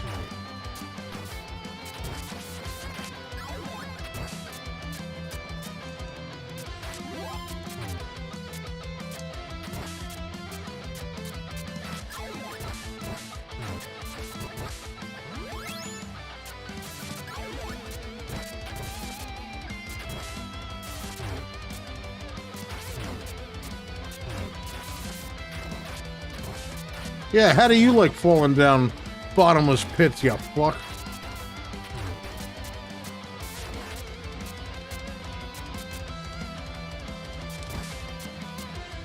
Yeah, we are getting a new Ninja Gaiden game, right? Alright, so hold on. Let me catch up to the chat real quick. Tecmo sure love Jason Voorhees, absolutely. And yes, G.I. Joe. At least the bird, thank God for that, Cheetah. Those Eagles are assholes. Got King Kong instead, wasn't disappointed. But I do think that we are getting a new Ninja Gaiden game, and hey, I'm down. 1000% down. I'm also really stoked for Onimusha. That I just cannot wait to play again. A new Onimusha would be beautiful. Yeah, give me my health back.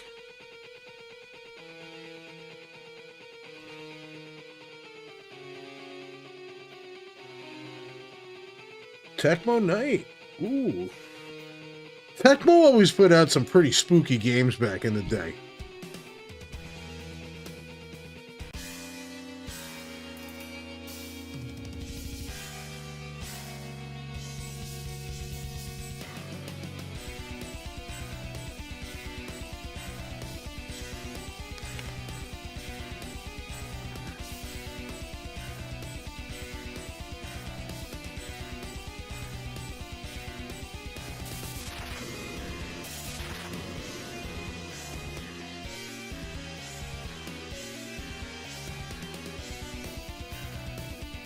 You're alive?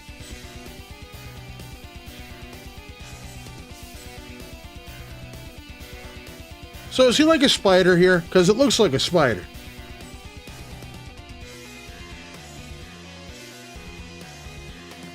Yeah, that first monster was a spooky bastard.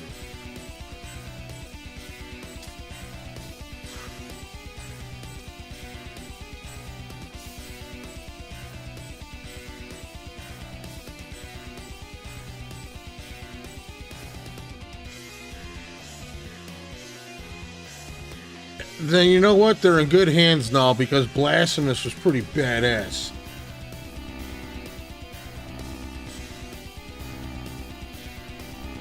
The tentacles.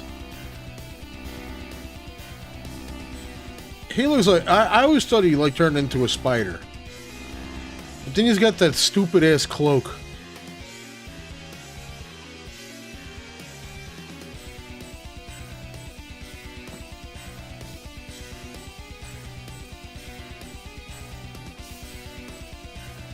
And then Ryu's like, yeah, good luck. Oh, good luck with that.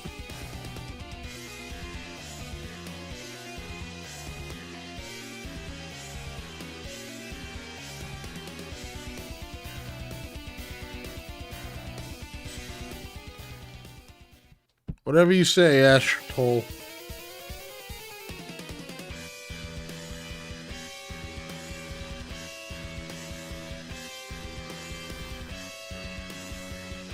Yeah, jack you off.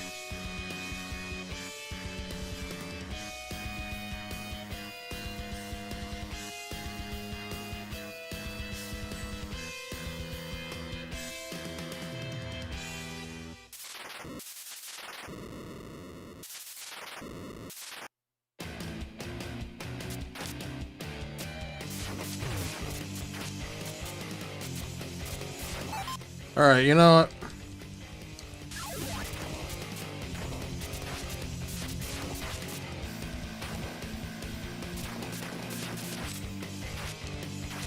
Bitch boy thinks he's a Grim Reaper here.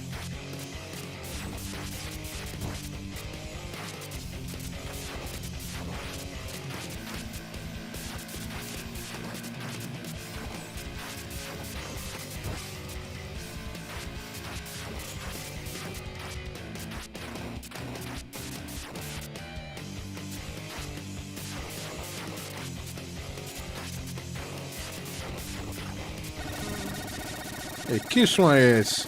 I'm crawling out of here. I loved how Ashtar looked.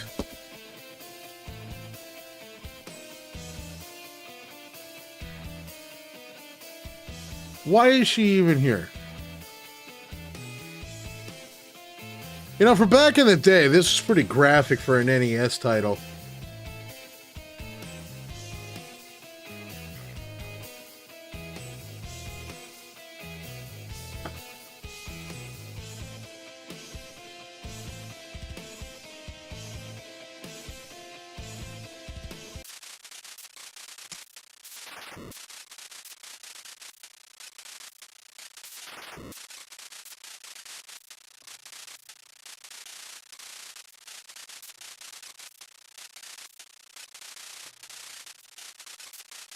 Don't let the Raspberry Jam touch the sword.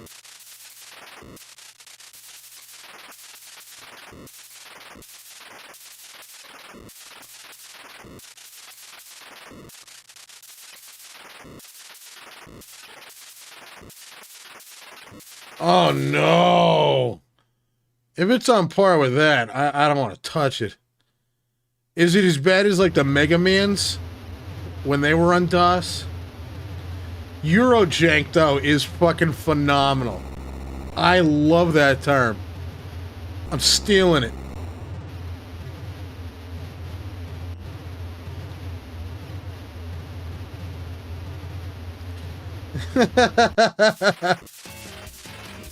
No, this is legit what a real cutscene is. Gator, you're absolutely right.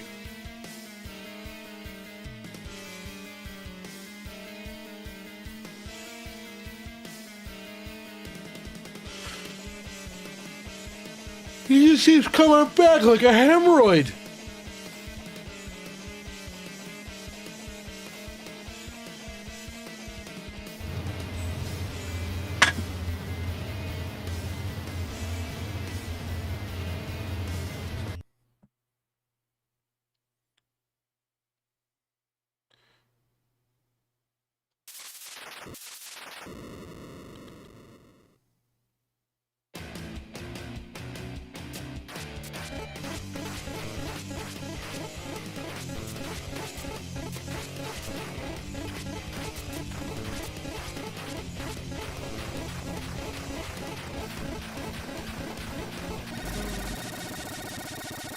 Hey, kiss my ass, wall.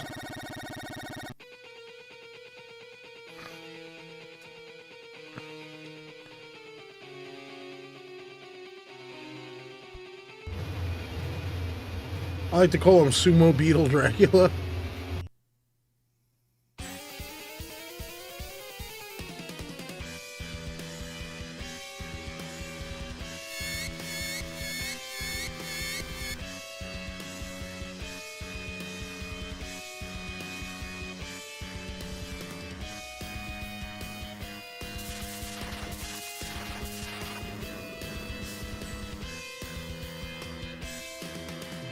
Love it.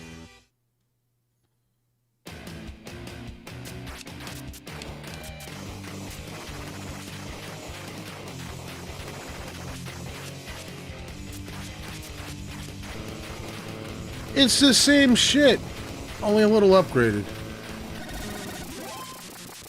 Yeah, we're done. Some demon. They were way harder to deal with, Sam.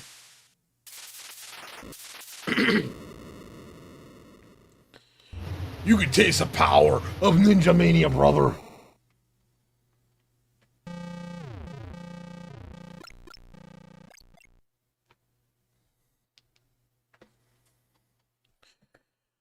You know, all things considered, though, I do think it's kind of weird that they never bothered to make like a dedicated SNES Ninja Gaiden.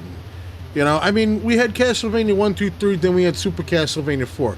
We had Mario 1, 2, 3, then we had, you know, Super Mario World. And I mean, Zelda 1, Zelda 2, and then, we got the Adventure of Link. And then we had Contra, and then, Super C, and then Contra 3, the Alien Wars. Holy shit. You know? We had all these really great, like, step-ups. But Ninja Gaiden, they made 3 shitty... Well... Let me rewind a bit. They made 3 great games into 1 shitty trilogy. And it wasn't even on par with the way that, like, Mario All-Stars was. Not even in the least.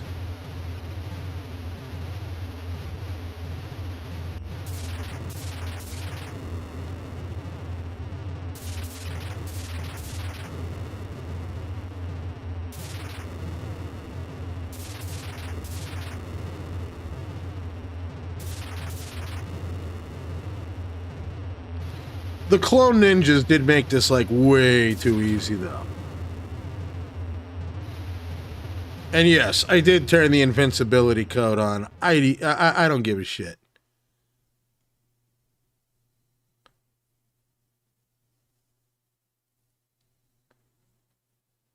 I thought the Ninja Gaiden games, like, on, like, Xbox were great. Shinobi on PS2... I didn't play enough to really be able to form I want to say a total opinion on it. I just remember playing it very briefly and going, this looks kind of nice. And then just, it didn't happen.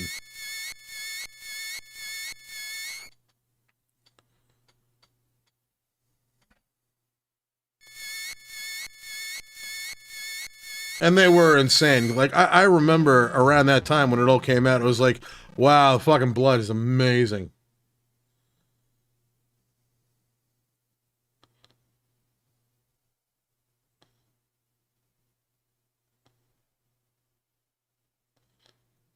Irene.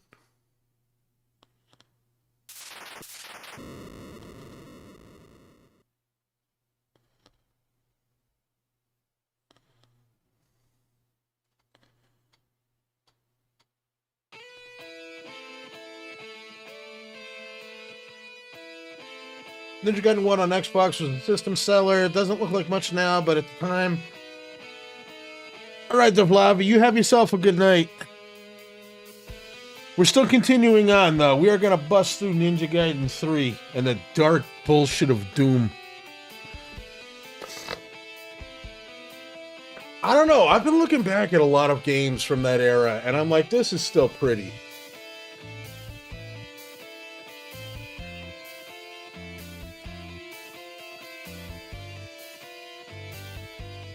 This ending is way better than the original one where he's like, I've got you.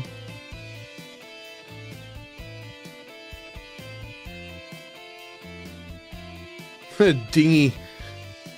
The Barnacle of Doom. And when I say barnacle, I'm talking about that ship from the John Candy movie.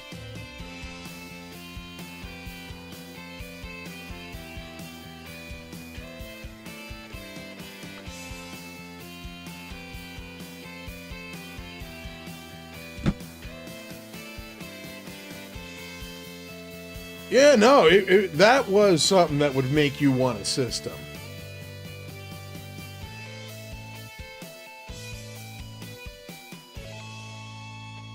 Yep, summer rental. The Barnacle.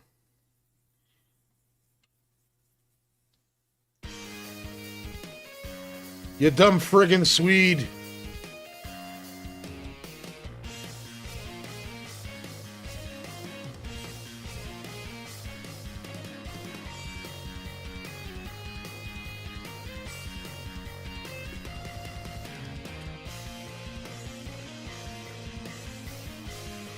Like I said, it's a little bit of a shame, though, that Ashtar kind of became a bit of a secondary character, it seems.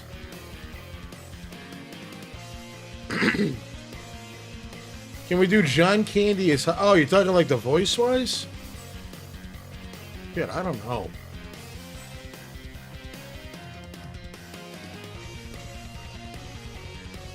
Super, super.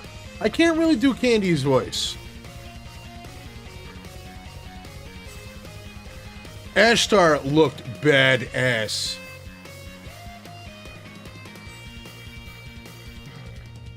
Ashtar is great value shredder.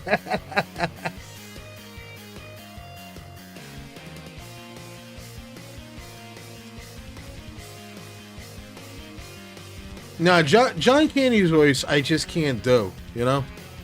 I mean, I've tried where it's like, I could do that sarcastic laugh. You know, like where Dan Aykroyd in, what do you call it? The Great Outdoors is like, you know what they're made of? Lips and assholes.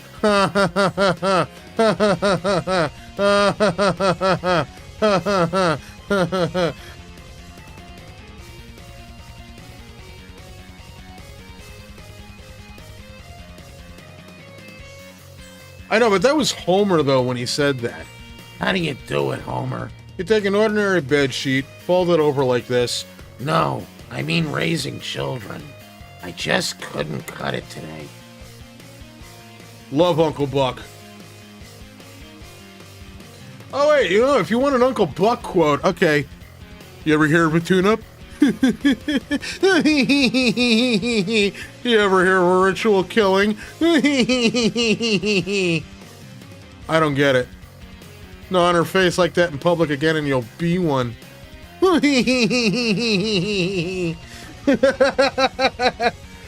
dog did not like that. It's just John Candy, dude. Relax. All right. Get down, dude. I love that.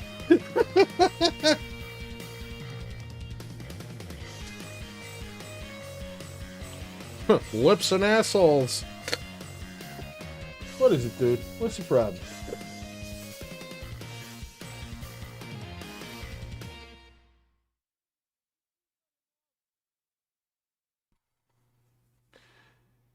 Yeah, here's a quarter. Go downtown and have a rat gnaw that thing off your face.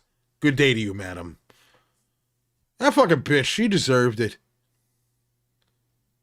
What kind of pup? I have a black lab and I have a black pug. The dynamic is absolutely hilarious, by the way. Voiceovers could very well be done. It would be an interesting prospect.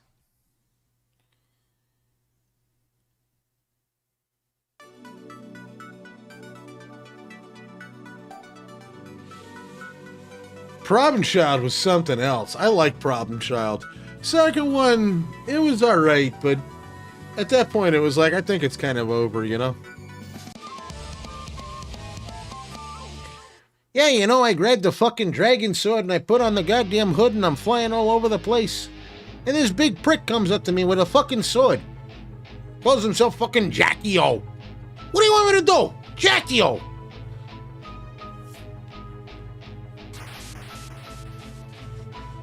Nah, they're actually best buds. Like, they can't survive without each other.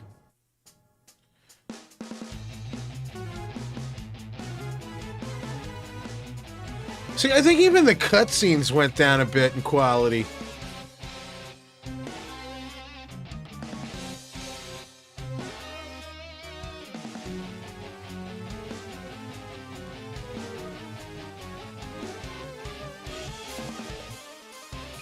Boston. Yeah, no one's ever gonna be there to live to tell about it. The fuck is wrong with you, Irene? Can't you see that this is the end of everything for you?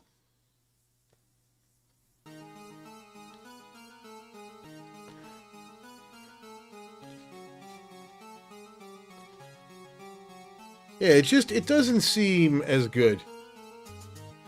Ninja Raiden High. And you know what? Gator, you get points right there for throwing in the wizard.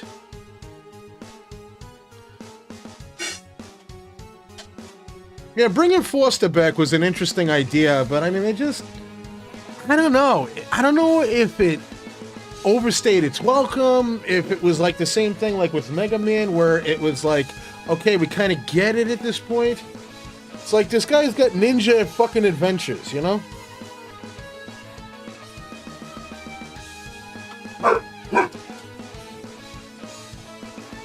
Picking my way through the dragnet, I tried to find the lab that Irene was investigating.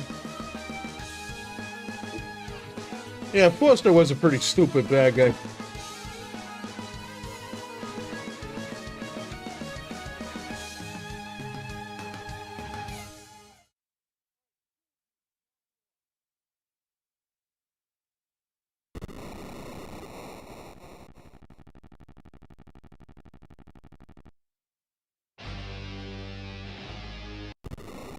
Alright, let's get this rolling. The ancient shit of doom.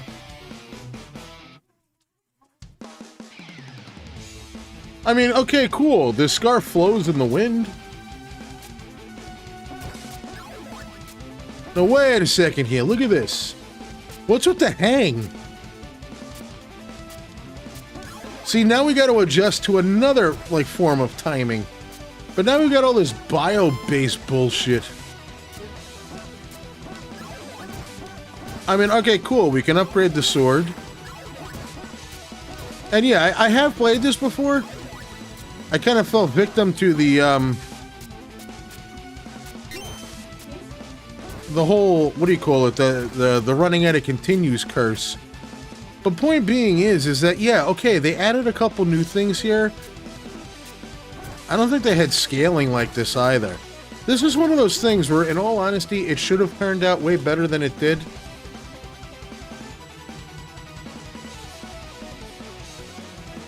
This should have turned out better. A beer and curry and... oh. If there actually was some beer and curry going on, maybe I could appreciate this a little better.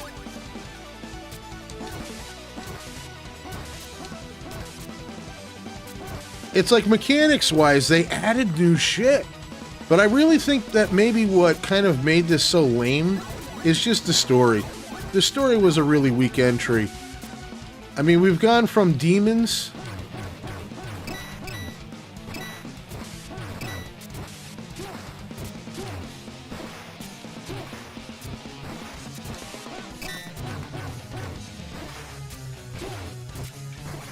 then now we're doing like Bio-cybertech shit. Japanese version is way easier. My dad thought WCW Revenge had lifelike graphics. I do like that feature as well.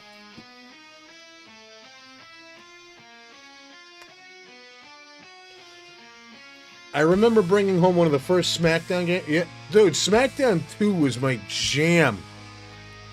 I like SmackDown 2 a lot.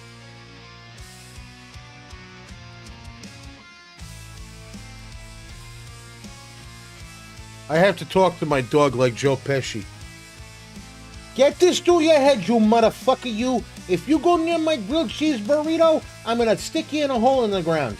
Go ahead, get out of here.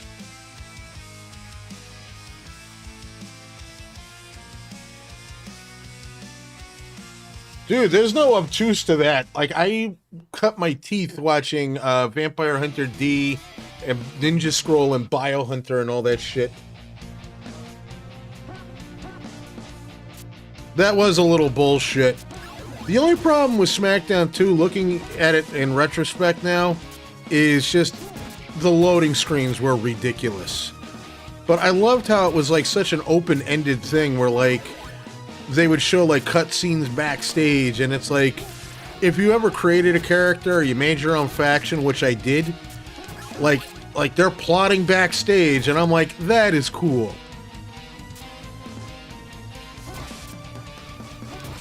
But it was just the load times were horrendous.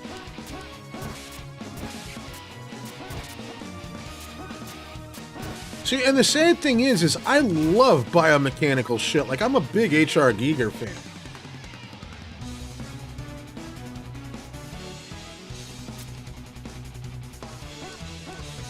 Oh yeah, I used to turn this into a song. Let me kill these guys. Hold up. You'll see. Oh, fuck that song. Alright, here.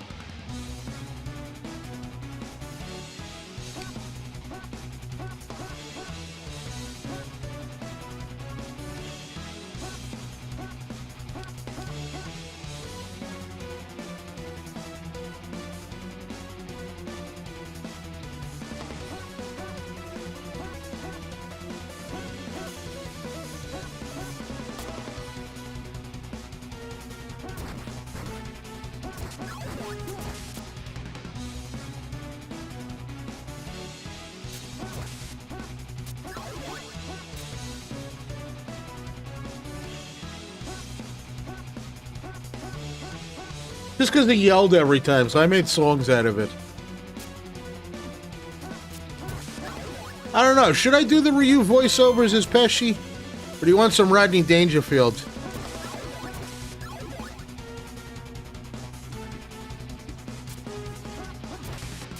You know, I tried to escape the dragnet and it just, it didn't work out. You know? And I tell you, this suit, very tight around the crotch area. Get no love for the ninjas.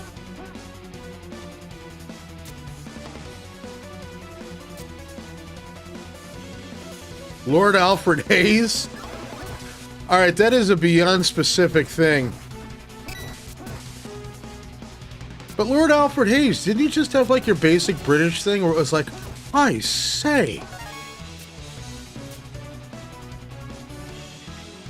Like, I'll never forget that one time that, like, Lord Alfred Hayes was, like, trying to go into the Ultimate Warrior's dressing room. Or maybe it was Macho Man's dressing room. It was one or the other. But he, like, tried to break into the shit. And the door was slammed on him. You prick. But anyways, the door was slammed on his ass. And he's like, I say, I have never encountered such rudeness in all my years. Like, you tried to go into his dressing room, you fucking freak.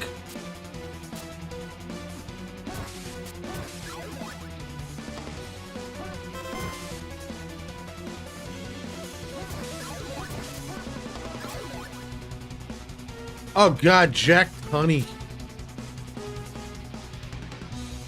It's funny looking back at, you know, like, who they really are.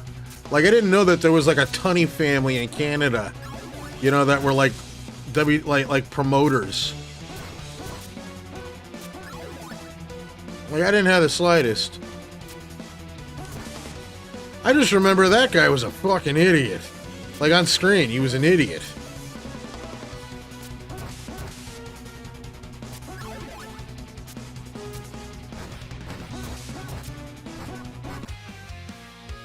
Oh, Lord.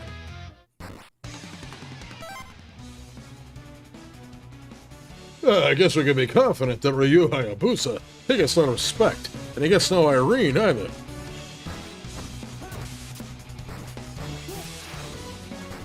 Great, now I gotta hurry.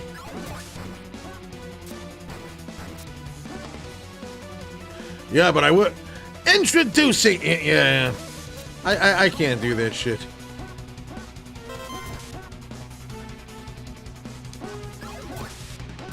Well, you know, when you go up against Ryu Hayabusa, you're stepping in the cavern with the best ninja there is, the best ninja there was, and the best ninja there ever will be.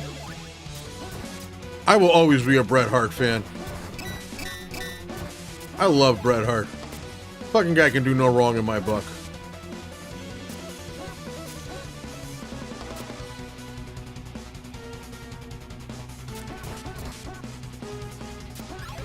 Like, seriously, if you could walk a cracked out Davey Boy Smith through an excellent match, you deserve respect.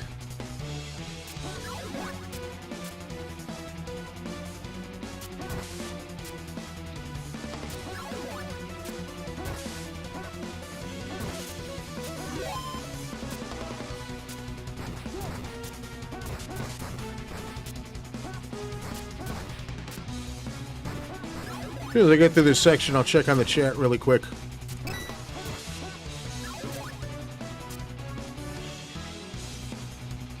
Having enemies just appear like that, though, that is total horseshit.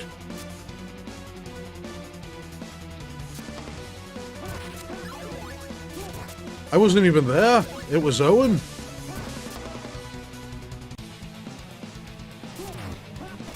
What is this, Batman now?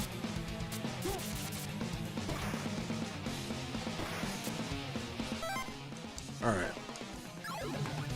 I don't give a shit.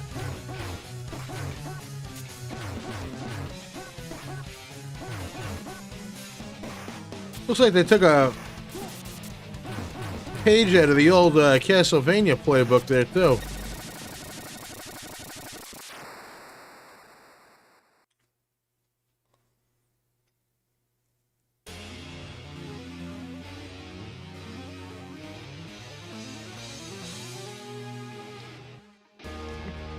Oh God, Paul Bearer. Oh, it's been a long time, Ryu Hayabusa. Yes.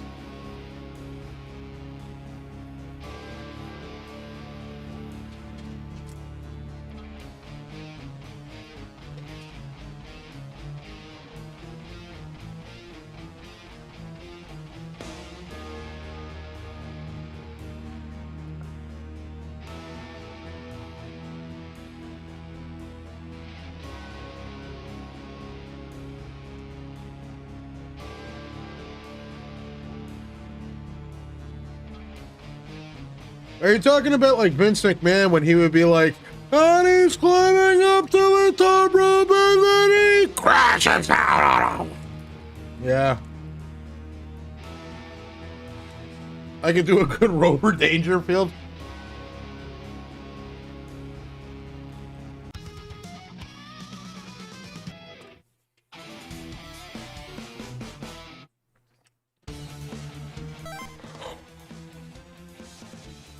Give me 1 second here. The one thing that Vince McMahon always accomplished is that son of a bitch would always make me fucking hate whoever he was like rooting for. Like, hey, I was a big Shawn Michaels fan until he became a good guy.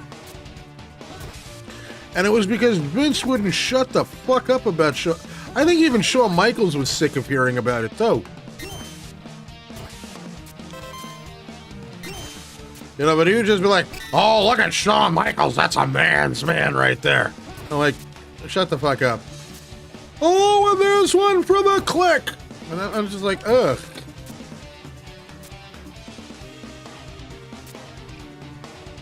It was so goddamn annoying to me. It infuriated me as a kid.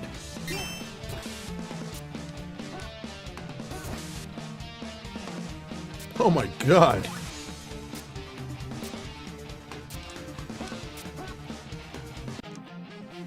I mean, as far as like commentary teams go, I like Yokozuna.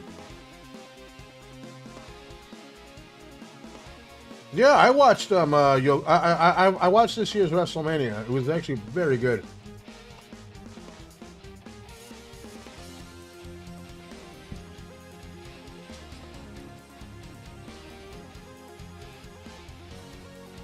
Yeah, I mean, you kind of had to have Austin show up for that. As a kid, I only wanted Jesse. Yes. No, HBK has never had a bad WrestleMania match, but it was just that Vince McMahon like made him so unbearable because you didn't even want to talk to him. It's like one of those things where it's like, imagine there's something cool, and then someone that you can't stand won't shut up about it, and then it stops being cool just by proxy. That's kind of what happened. Heel Michaels, though, yeah.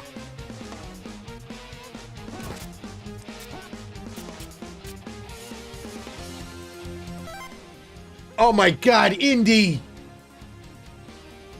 But yeah, Jesse Ventura and Bobby Heenan were always my favorites. Like Jesse Ventura, you know, I love Jesse Ventura on commentary. The best part about Jesse Ventura is that he would like tell a story about why the bad guy was mad and would make it kind of like believable. Like you would have fucking Vince. Oh, after all that Hulk Hogan has done for Randy Savage, he treats him like this. Wouldn't you be upset if somebody went after your wife, Vince, like that? Oh, Hulk Hogan would never. He put his hands on Elizabeth. Nobody should ever touch Elizabeth but Randy Savage. Like, straight up, he would always tell a story that made you, like, legit side with the bad guy. Maybe a little too well. Oh, the $1 Million Man thinks he's better than everybody. And it's just, oh, like it's his fault that he grew up with all that money? You're gonna blame him because he has it better? Oh my God, you're right.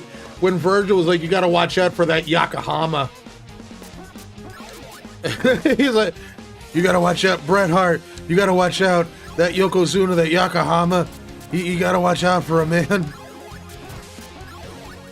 Yeah, Hogan can go fuck himself. That is one of my all-time favorite stories, though. I know exactly what you're talking about.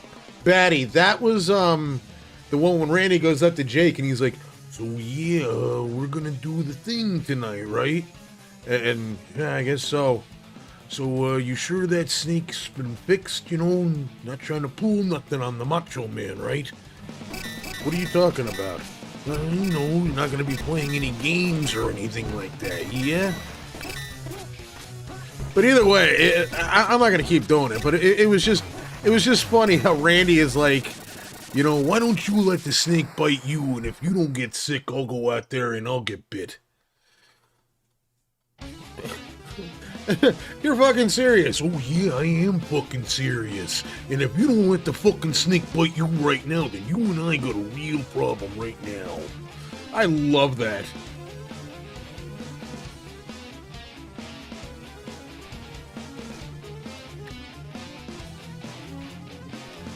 Blood, you're absolutely right. Hogan does not deserve any free pass for shit. Like, legit, Hogan is an asshole. I always thought... Dude, I've never been a big Hulk Hogan fan. Like, I could dig his shtick in the 80s. I liked Ichiban Hulk Hogan in Japan. But I've never liked Hogan. And I can always point, like, to the number one example of how big of a shit Hogan was. And just how biased things were. And it also kind of clued me in that they doctor shit. Was the 92 Royal Rumble. Still the best Royal Rumble ever. That was the one when Ric Flair won it. Deservedly so. Ric Flair put on an amazing performance. But it was right at the end when Sid Justice went and threw his ass over, and there's Hulk Hogan. Oh my God, you know, like crying and shit, and then grabbing Sid's arm and trying to dump him over. I'm like, wait, Hogan's a good guy. He's supposed to be all about sportsmanship. And, you know, hey, he got me. That's what it is, you know? That's always what I thought Hulk Hogan was supposed to be about. Was like, okay, he got me. And even like fucking Gorilla Monsoon couldn't defend his shit, you know? Because Heenan's just like, look at that! He got him! He got him! And then even Gorilla was like, oh, you're right, Brain. It is every man for himself. But then next year, not next year, but the next week on Raw, because, yeah, they did have Raw at that point, right? I don't think Primetime Wrestling became Raw, but whatever the fuck the recap show was. After that Royal Rumble thing, they showed a clip again, and then they put booze in. And they had Gorilla Monsoon, what a snake in the grass, and all this other shit. And I'm just like, what the fuck is this shit? Because I remember when Hogan got dumped and everybody cheered. Everybody wanted Hogan out of that shit. And yes, Sam, I agree. After that, you know, like when Hogan turned heel, Hogan did become kind of cool again. And maybe it's because he was finally being himself.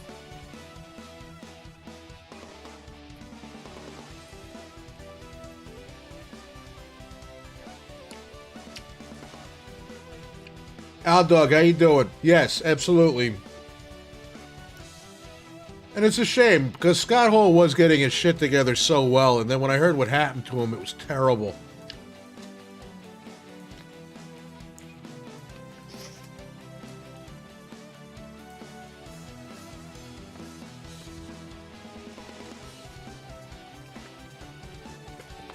It's very, very weird going back and seeing all these people that I've grown up with, because I got the network and I watch it like a motherfucker. Seeing all the people that I grew up with, and I'm just like, that guy's dead, that guy's dead, Yes, Gator, you're right. And that was the coolest thing ever because, yeah, it did make Bobby Heenan right. He's like, I was right. I've been telling you all these years what he is, and you never believed me. And I'm just like, cheers, Bobby.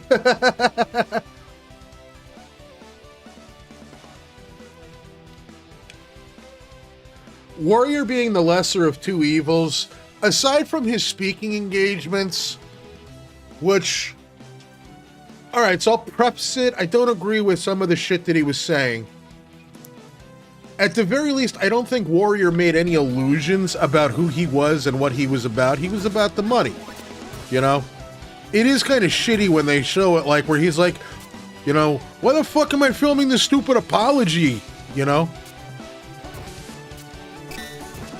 But at the very least, I will give Warrior all the props in the world for when he did that 50-minute long rant about Hulk Hogan. That was honestly one of the best 50 minutes of my life.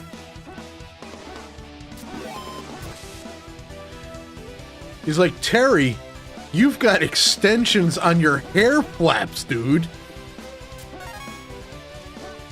I'll at least give him credit for that.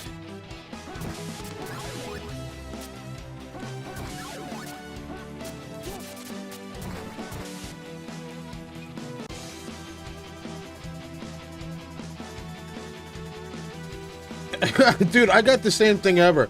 The only I just want to catch up here. It's funny when Hogan, yeah, there was that. The only problem is that Hogan, being himself, ruined one of WCW's greatest acts from scratch. Are you talking about like Goldberg?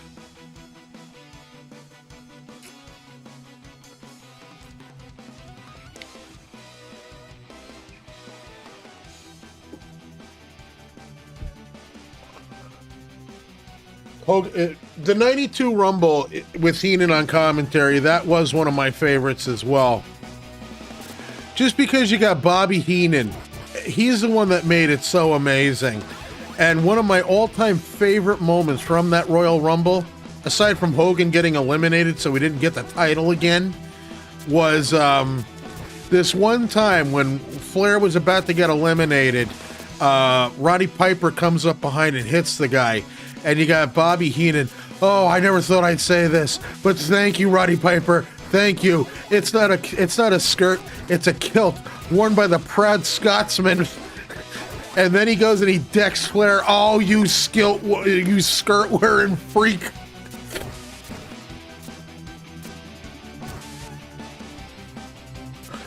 I do remember that, Al. Yeah, but whose side is he on? And even Shivani was like, whoa, hold up. He's like, what? It did almost give it away. I think the only reason why it wasn't given away is just because nobody would have ever imagined Hogan being a bad guy. I mean, Christ, even his agent called up Bischoff crying and saying, please don't do this. Would you get down? I'm not giving you any food.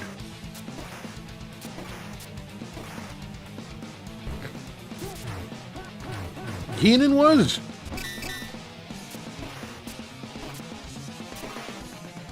Bobby Heenan was like that. Remember when Brian Pillman grabbed him on live TV? And he's just, the fuck are you doing?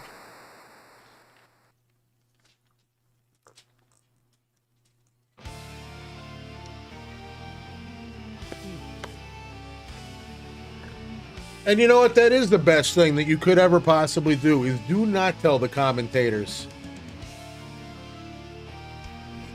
It's because they were allowed to be themselves, blood. And everybody had like an aura or a mystique behind them. Like even today, there's some people who still manage to have that aura when I watch old footage of them. Like I saw this the other day. It was Bruiser Brody in Japan. And he just said, the hell with this. He got out of the ring and climbed over the crowd. He had the chain and he was swinging it. So he climbs over the barrier. Watching the crowd scatter like birds was one of the most amazing things ever.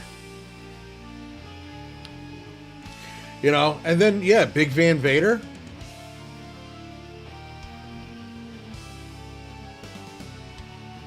Playing a bad guy in wrestling being socially toxic for the... Yeah, it actually was. Yeah, do not tell the commentators, though, because let them react, because if the commentary is supposed to tell the story to us, the viewer, and like kind of be like the viewer's voice and thoughts, then you need to do it legit.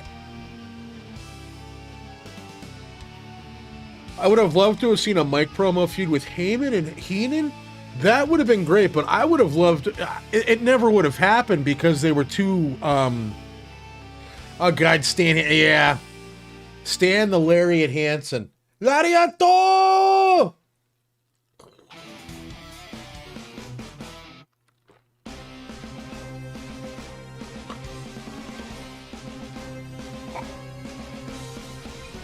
Exactly.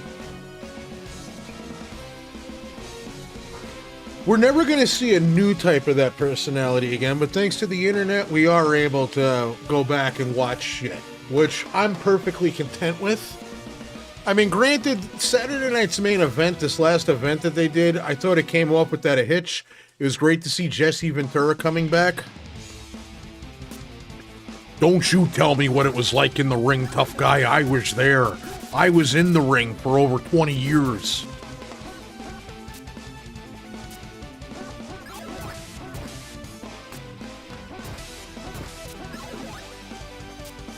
It was nice seeing him back.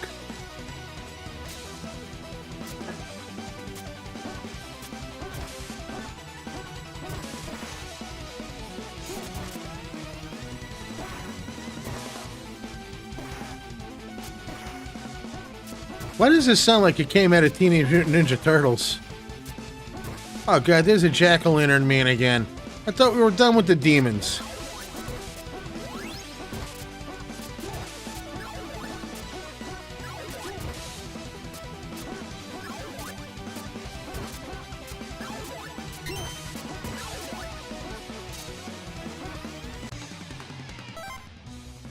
That was how it happened. You're right. I've been eating. That's always been one of my Jesse Ventura jokes right there. Sam, I'm perfectly cool with that. And in all honesty, this is literally what I want shit to be like on this channel, and this is how shit is always going to be. We're just hanging out playing video games and talking shit about stuff that we enjoy. We're just relaxing. I don't do the hype shit. And no, it does not. It doesn't feel the same just because, you know, with the new age presentation and all that. But I mean, it is cool though that they are finally putting what do you call it? The old Saturday night main events up where they were like in those little dingy halls. And I think that's part of the appeal of wrestling is that it's in that small intimate space. Once you lose that, it is kind of like, you know, like most YouTube channels. Once you lose that feeling of intimacy and it becomes corporate, it just doesn't feel the same.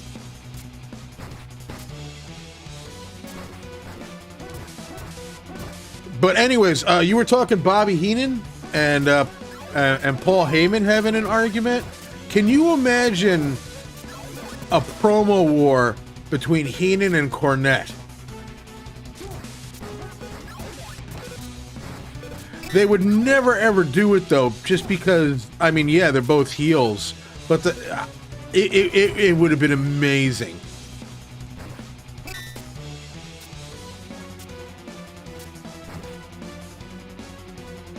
And this corner, you know, for me, any announcer, it's always going to be the Fink. The following contest, yep, that's how it's always going to be. And it was always great. Here is your winner, and new. Yep.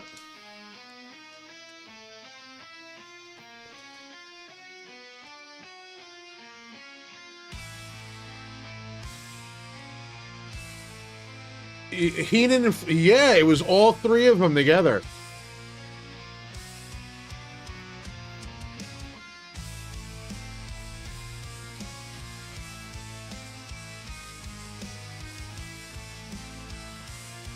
You know who I always liked as an announcer? Lance Russell.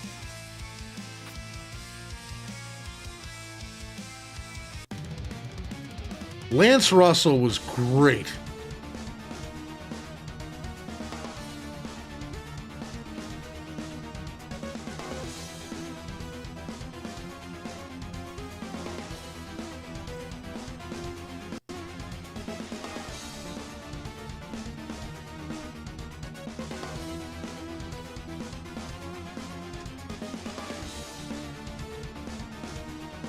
I do remember Mike McGurk, like that fluffy blonde hair.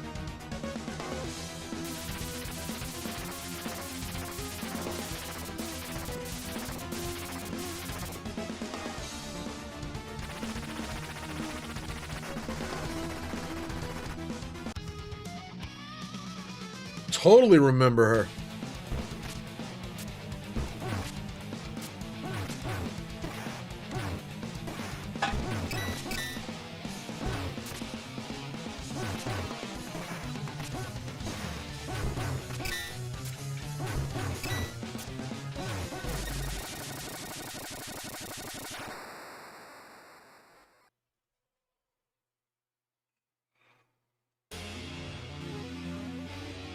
There was some sort of an issue because that was Leroy McGurk's daughter, and he was another promoter.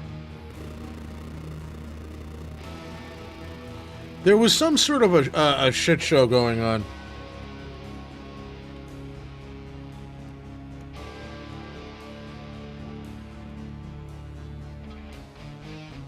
Apparently she left because of Vince.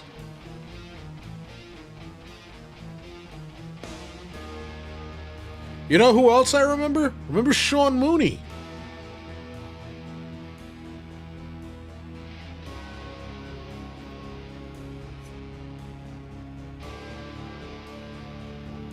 That was a terrible boss fight. So goddamn predictable.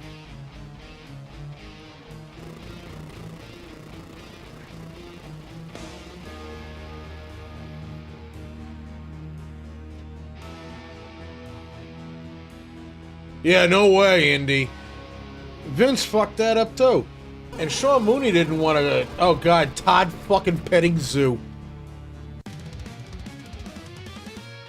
Do I know that shoot interview channel with the British guy? I do remember... I don't watch that one that's like Super Corpo, but I do know the one British guy that like is friends with people like... the fuck?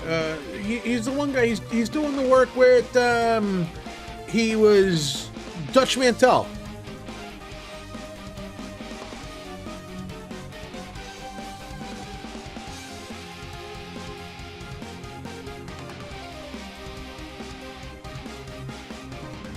Wrestling Bios is my favorite one. The work that guy puts into it, I wish that I could do half as good as that fucking guy. And then, of course, you got OSW Review. And I think that's really one of the major reasons why I never really got into doing like a wrestling podcast or anything. Dude, I love Wrestling Empire. That was M. Dickey. I used to play that shit all the time, and it was one of the wildest games I ever played in my life. I had this one hack for it where you got a chance to like where you could be like the real wrestlers, and it had all their theme songs, like the legit ones. At that point, that's all you need. But I remember there was like this one match where I was fighting Hunter, and I power bombed him over the top rope, and you know it's like injured. He's like, oh, fucking pinned his ass, and then it's like, you know, like my wrestler has reached like the top of, you know, the ceiling in WWF. And then, like, the music got slow and sad.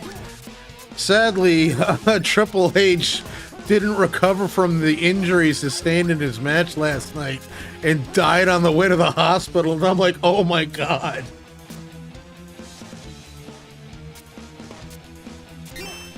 Oh, that I'm doing the cheat code, you know what? Here, I'll turn it off for you.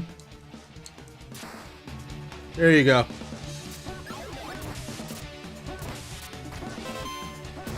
We'll turn it off. We'll give this half a shot, and if it looks like it's going downhill, we'll turn it back on. We'll add a little bit of challenge to it, because can't be breezing through it. But in all honesty, I probably have to, because we're shooting the shit like this about wrestling. It's going to be a bit hard for me to concentrate.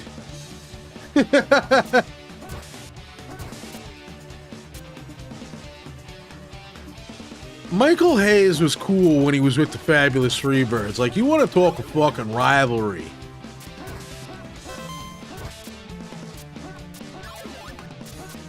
Like, that rivalry with the Freebirds. Anyways, that rivalry with the Freebirds and the Von Erichs, that was wrestling to me.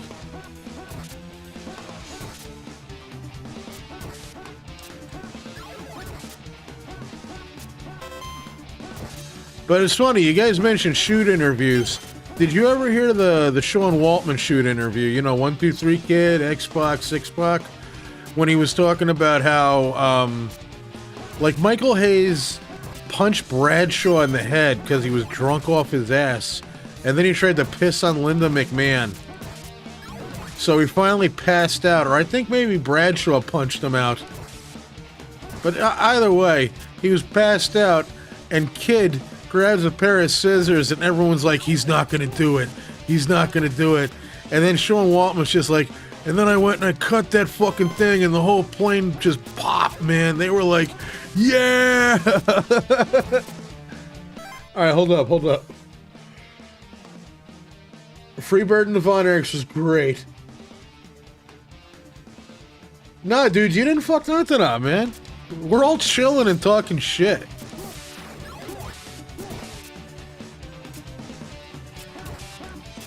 And look, we got some new people here, so I might as well just lay down one thing here.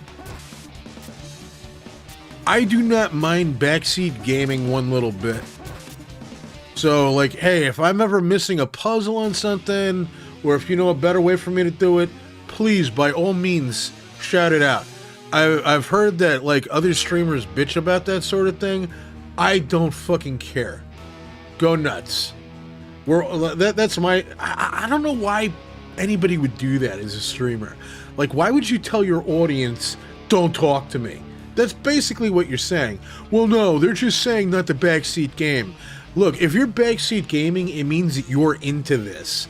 And, like, when we were all kids and we were playing, you'd always have someone, no, get the bomb, use a bomb, go through the door. That's part of, like, being excited and being into it. It means that you're engaged.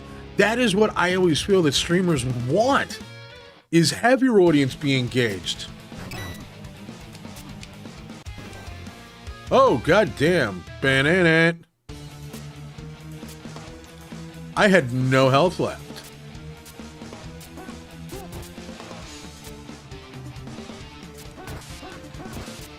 I'm a very, you guys are as much a part of this as I am, you know?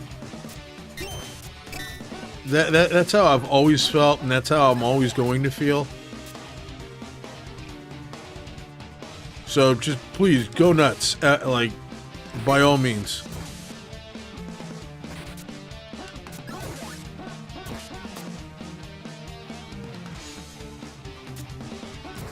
I don't know, that son of a bitch just insta-killed me.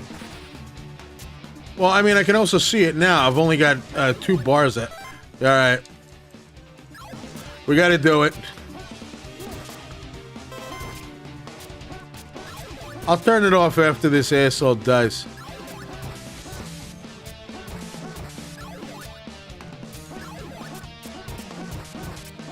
But you know what? I'll make it seem like I'm at least trying to dodge him.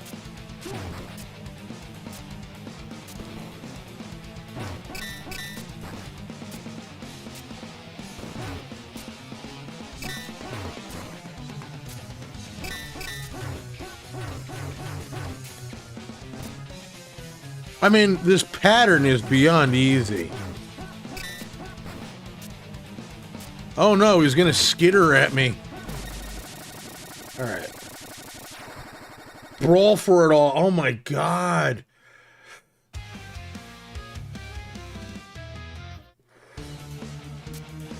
Wait, what?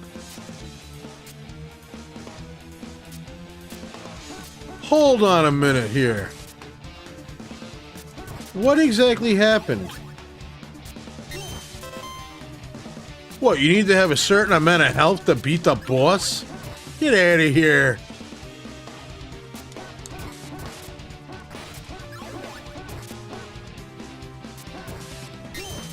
I mean, though, that Brawl for It All thing, they legit completely ruined Steve Williams' career.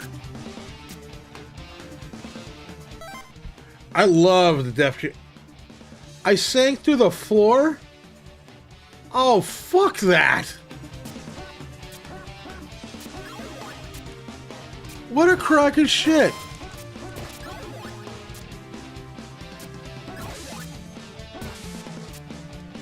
I'm about to slap on a white fucking button-up shirt, throw on a pair of glasses.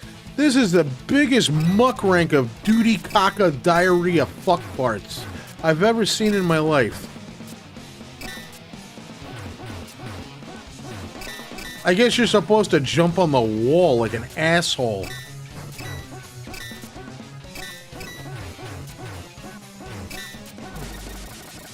But no, legit though, they never gave Dr. Death any exposure in America. Dr. Death was huge in Japan.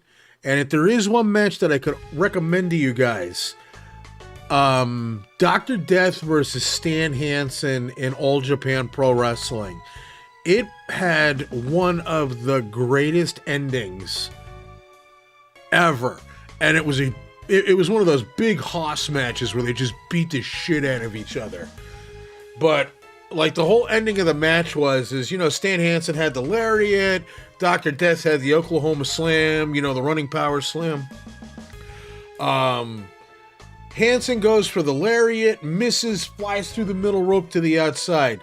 They're going at it some more. They get into the ring. Dr. Death gets the upper hand, picks him up, and the way that the Oklahoma Slam works is he picks the guy up and he runs him into one of the corner turnbuckles and then turns around and power slams him.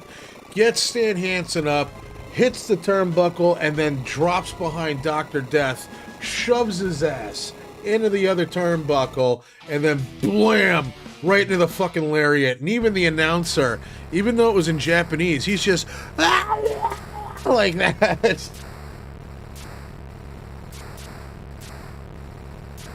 Oh, the ancient bullshit of doom. Yeah.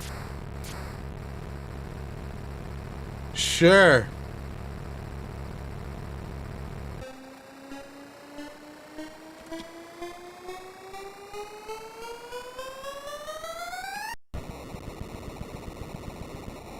Just don't stand there.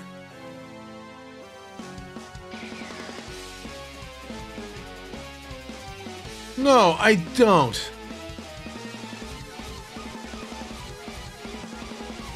I think this might actually be the match.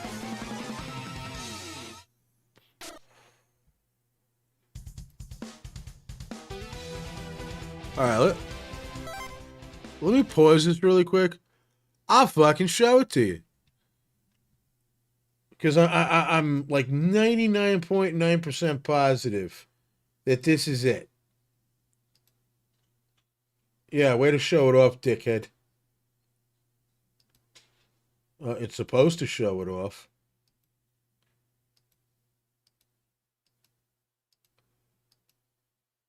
Really? Alright, well, fuck you. Alright, we'll just go ahead and we'll do the what do you call it? The window capture, the display capture. But since we're all bullshitting about wrestling right now, this has to go in.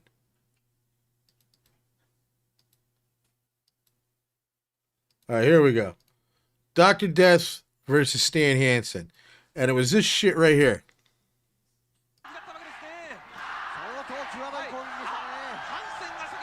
All right, watch the way that Hansen works the crowd. They know it's fucking coming.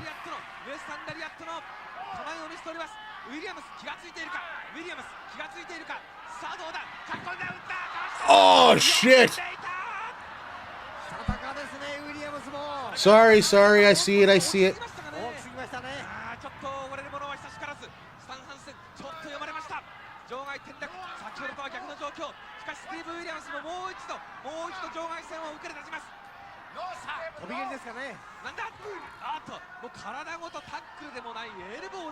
Imagine this guy in his prime in America.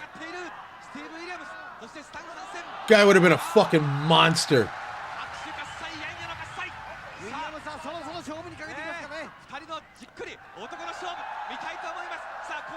But look at the crowd getting into it. You never get it like this anymore.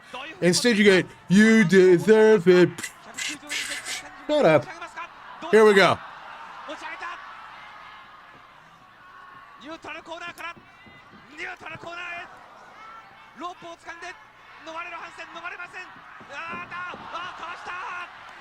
Oh!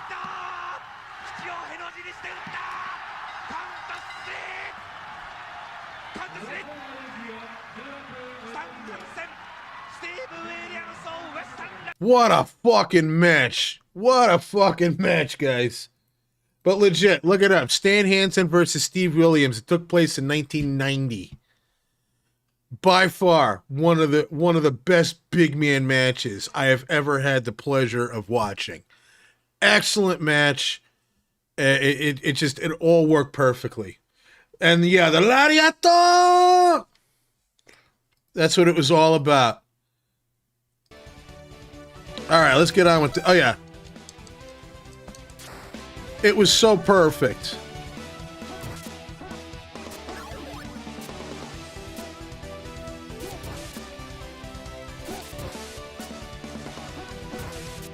All right, I got this.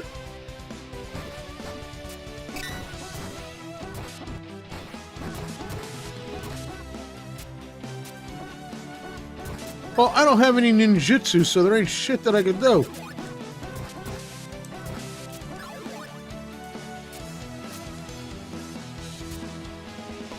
But yeah, everything about that finish, it was perfect.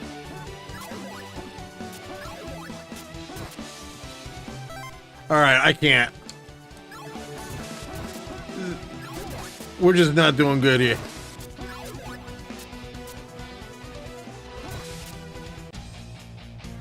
Everything about that, though, was just fantastic. What's the wrestling game by SNK? Are you thinking 3-count bout? The one that was on the Neo Geo, right?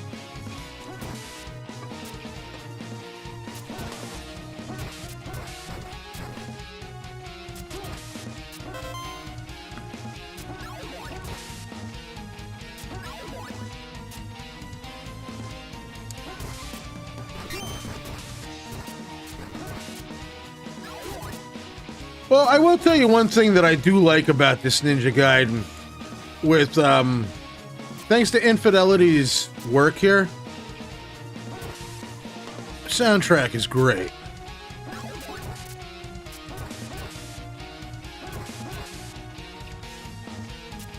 Dude, 3-count bout was great.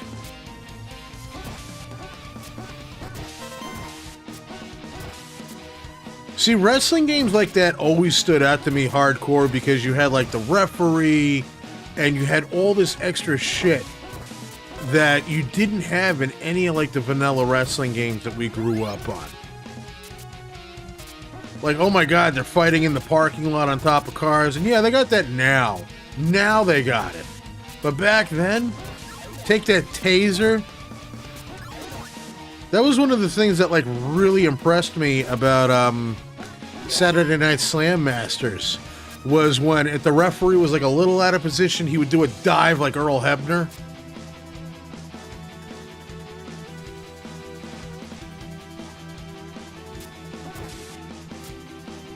I was thinking if you play wrestling after WWF Arcade is a bet.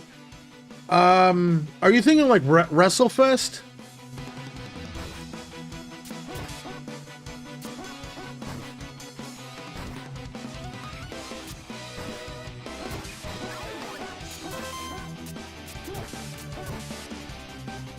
I mean, like with Lariat and, what do you call it? Like the Lariat, with the clothesline and all that. I think it's just birds of the same feather, but calling it a Lariat it fits Stan Hansen's cowboy character. Kind of like with the Steiner brothers, where it was called the Steiner line. It's fucking clothesline.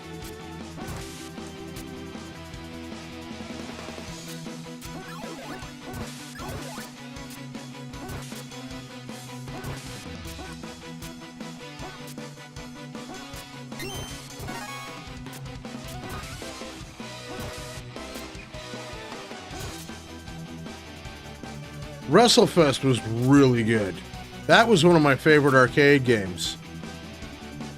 It's still one of my favorite games because it's like one of 2 games that has goddamn Demolition in it, which is my favorite tag team of all time. Demolition will always be one of my all-time favorite tag teams. And I'm hoping upon hope that this year when they do the Hall of the Hall of Fame thing, they get put in, especially now that Vince is gone.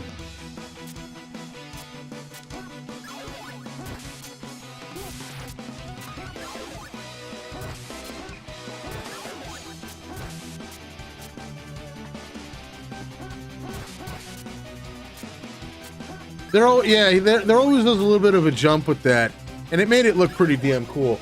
Why are you tearing apart plates, dude?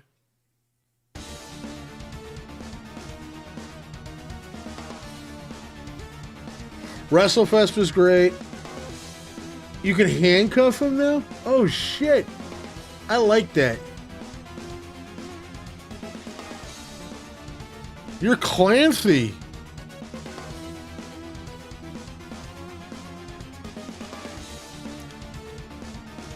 But I mean, it's kind of like Hurricane Rana Frankensteiner. I like Frankensteiner personally.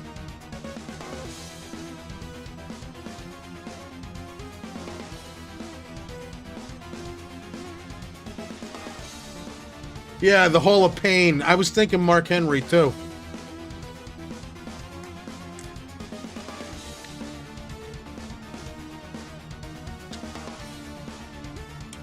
That was it. Mark Henry had a finishing move called the Hall of Pain.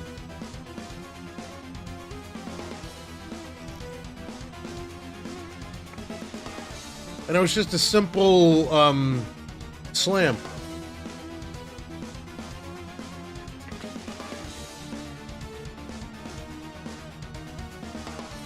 What's up, Axis? What do you want? Are you good? Boom, boom, boom, boom, boom, boom.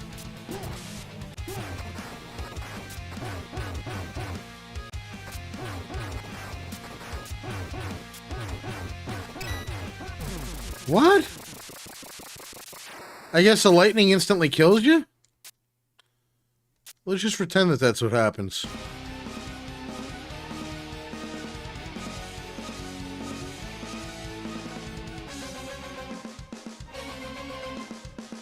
Oh, an alien.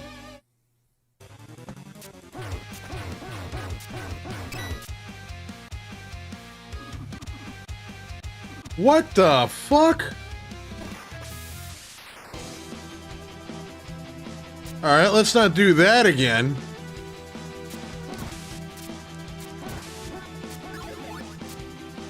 That's a bit of a bug.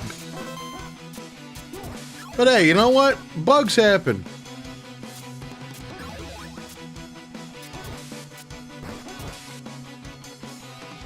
It's still, yeah, I was super dead. Alright, so we're gonna turn that shit off when we get to the boss fight.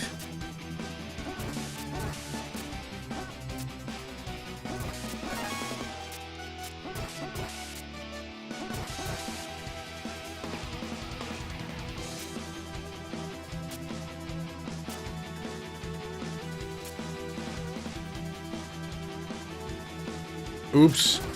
Sorry, Ryu. I mean, who are we kidding? Invincibility's on.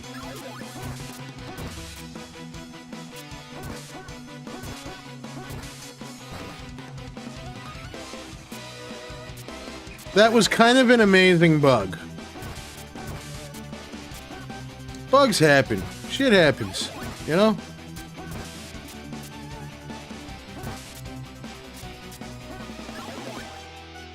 This buggy, unfinished, woke slop. You know, I hate that.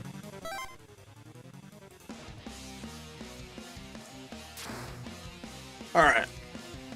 At the very least, I don't want to fucking do this level again. So I'm gonna save it.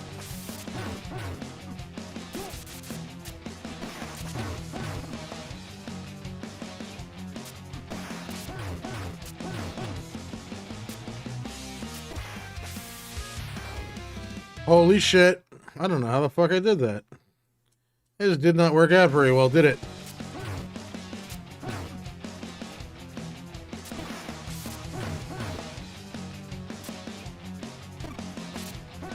That blast radius shit.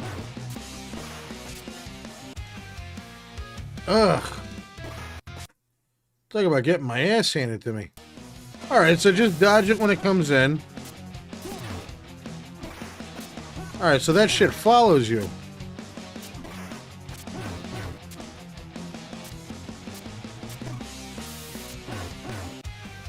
God damn. Fuck this shit.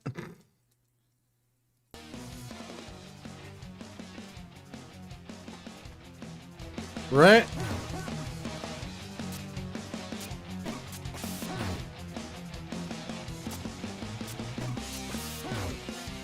I'm not opposed to save states myself because, I mean,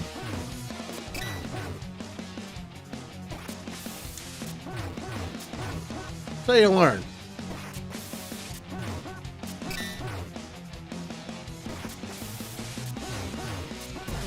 See? We got him. We learned.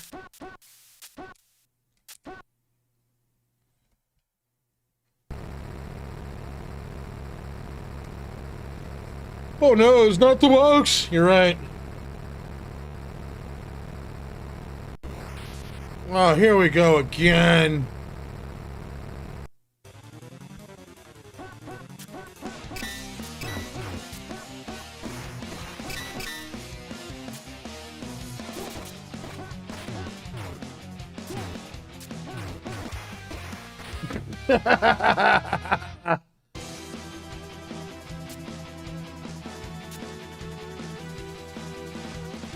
Alright, let's see if I can navigate this.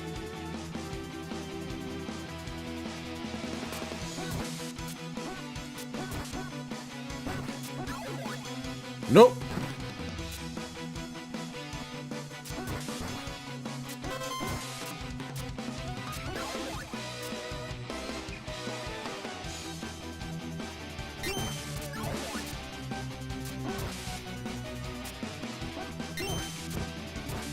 Fuckers.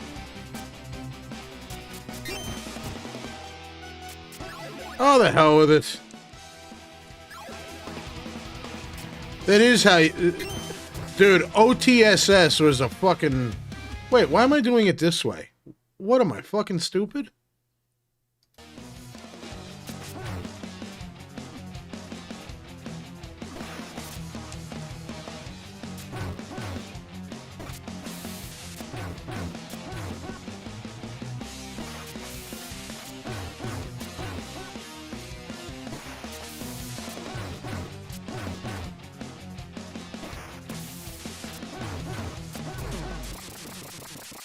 Like, legit, these are some of the easiest patterns I have ever had to figure out in my entire life.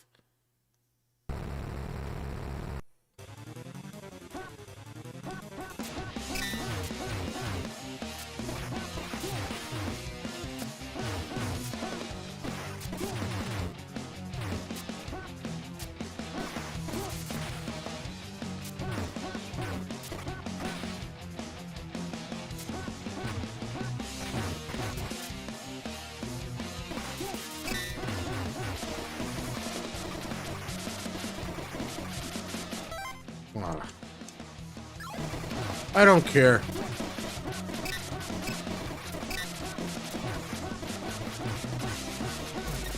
Fuck them. I don't care. But yeah, legit though. Favorite tag team of all time, Demolition. They deserve to be in the Hall of Fame. And I don't want to hear that Road Warriors rip-off shit, because the Road Warriors were a rip-off from Road Warrior.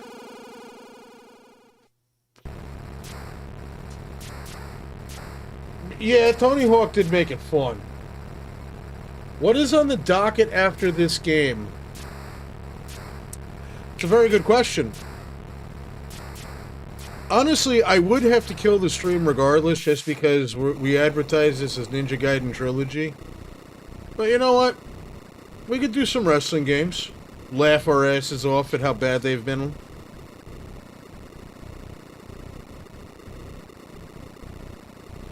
You know, what have I been playing on Steam?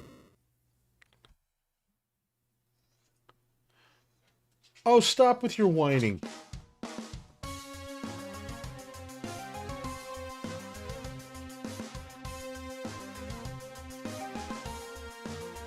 We could say the wrestling games for like a daytime thing.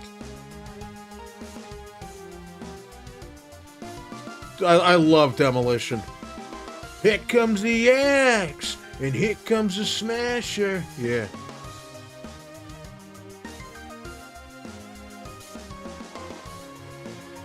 Dude, I did Warzone and Attitude too. I remember when Attitude was like, holy shit, wow, this is cool.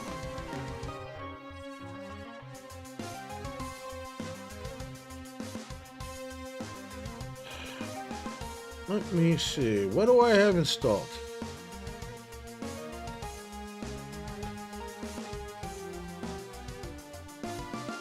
Achieve some ambition. Okay, whatever you say.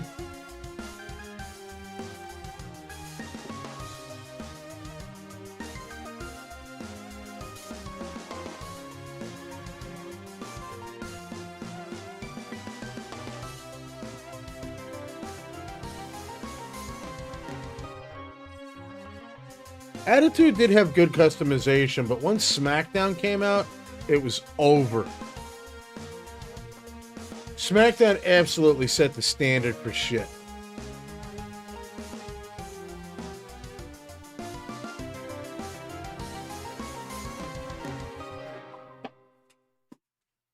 Hey, you want to chill out with eating my plates, dude?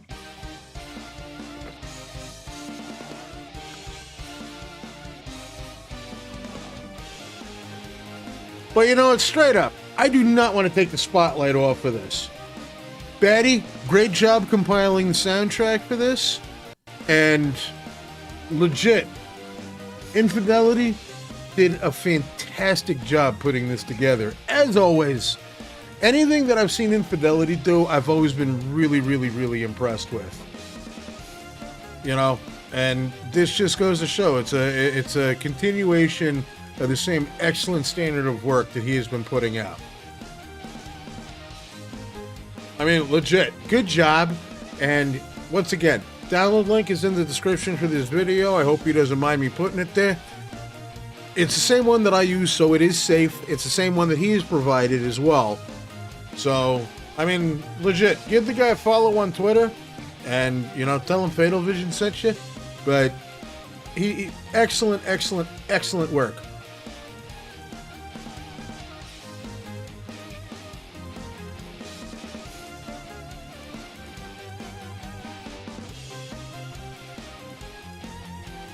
I'd have to say probably the highlight of this whole thing, it's absolutely the music. And, I mean, hey, now we finally got the Ninja Gaiden Trilogy, and it's not a dog shit mess. It works. It looks great. It sounds great. It plays great. There is going to be a bit of, I want to say, adjustment that you are going to be making, coming from playing like the NES games my whole life and then playing this. The timing was just a little bit different, and I think that's just because the game plays better, because it's playing like an SNES game and not like an NES game. If that makes any logical sense, but I just felt like my timing was a little bit off, you know? And it's just because I've got the muscle memory for the NES shit, but not for this. It worked out great. Came out good. Highly recommended. Okay, so yeah, we're going to kill this one. And I wanted to say thanks so much for dropping by and hanging out, inviting me into your Friday. I really appreciate you. You guys are amazing. We had some great combos tonight, absolutely. Hey, 475 views. That is badass. On a Friday night, you guys are fucking awesome. If you're new to the channel, you like what you see, you know what to do. Helps keeps the lights on around here. We like that sort of thing.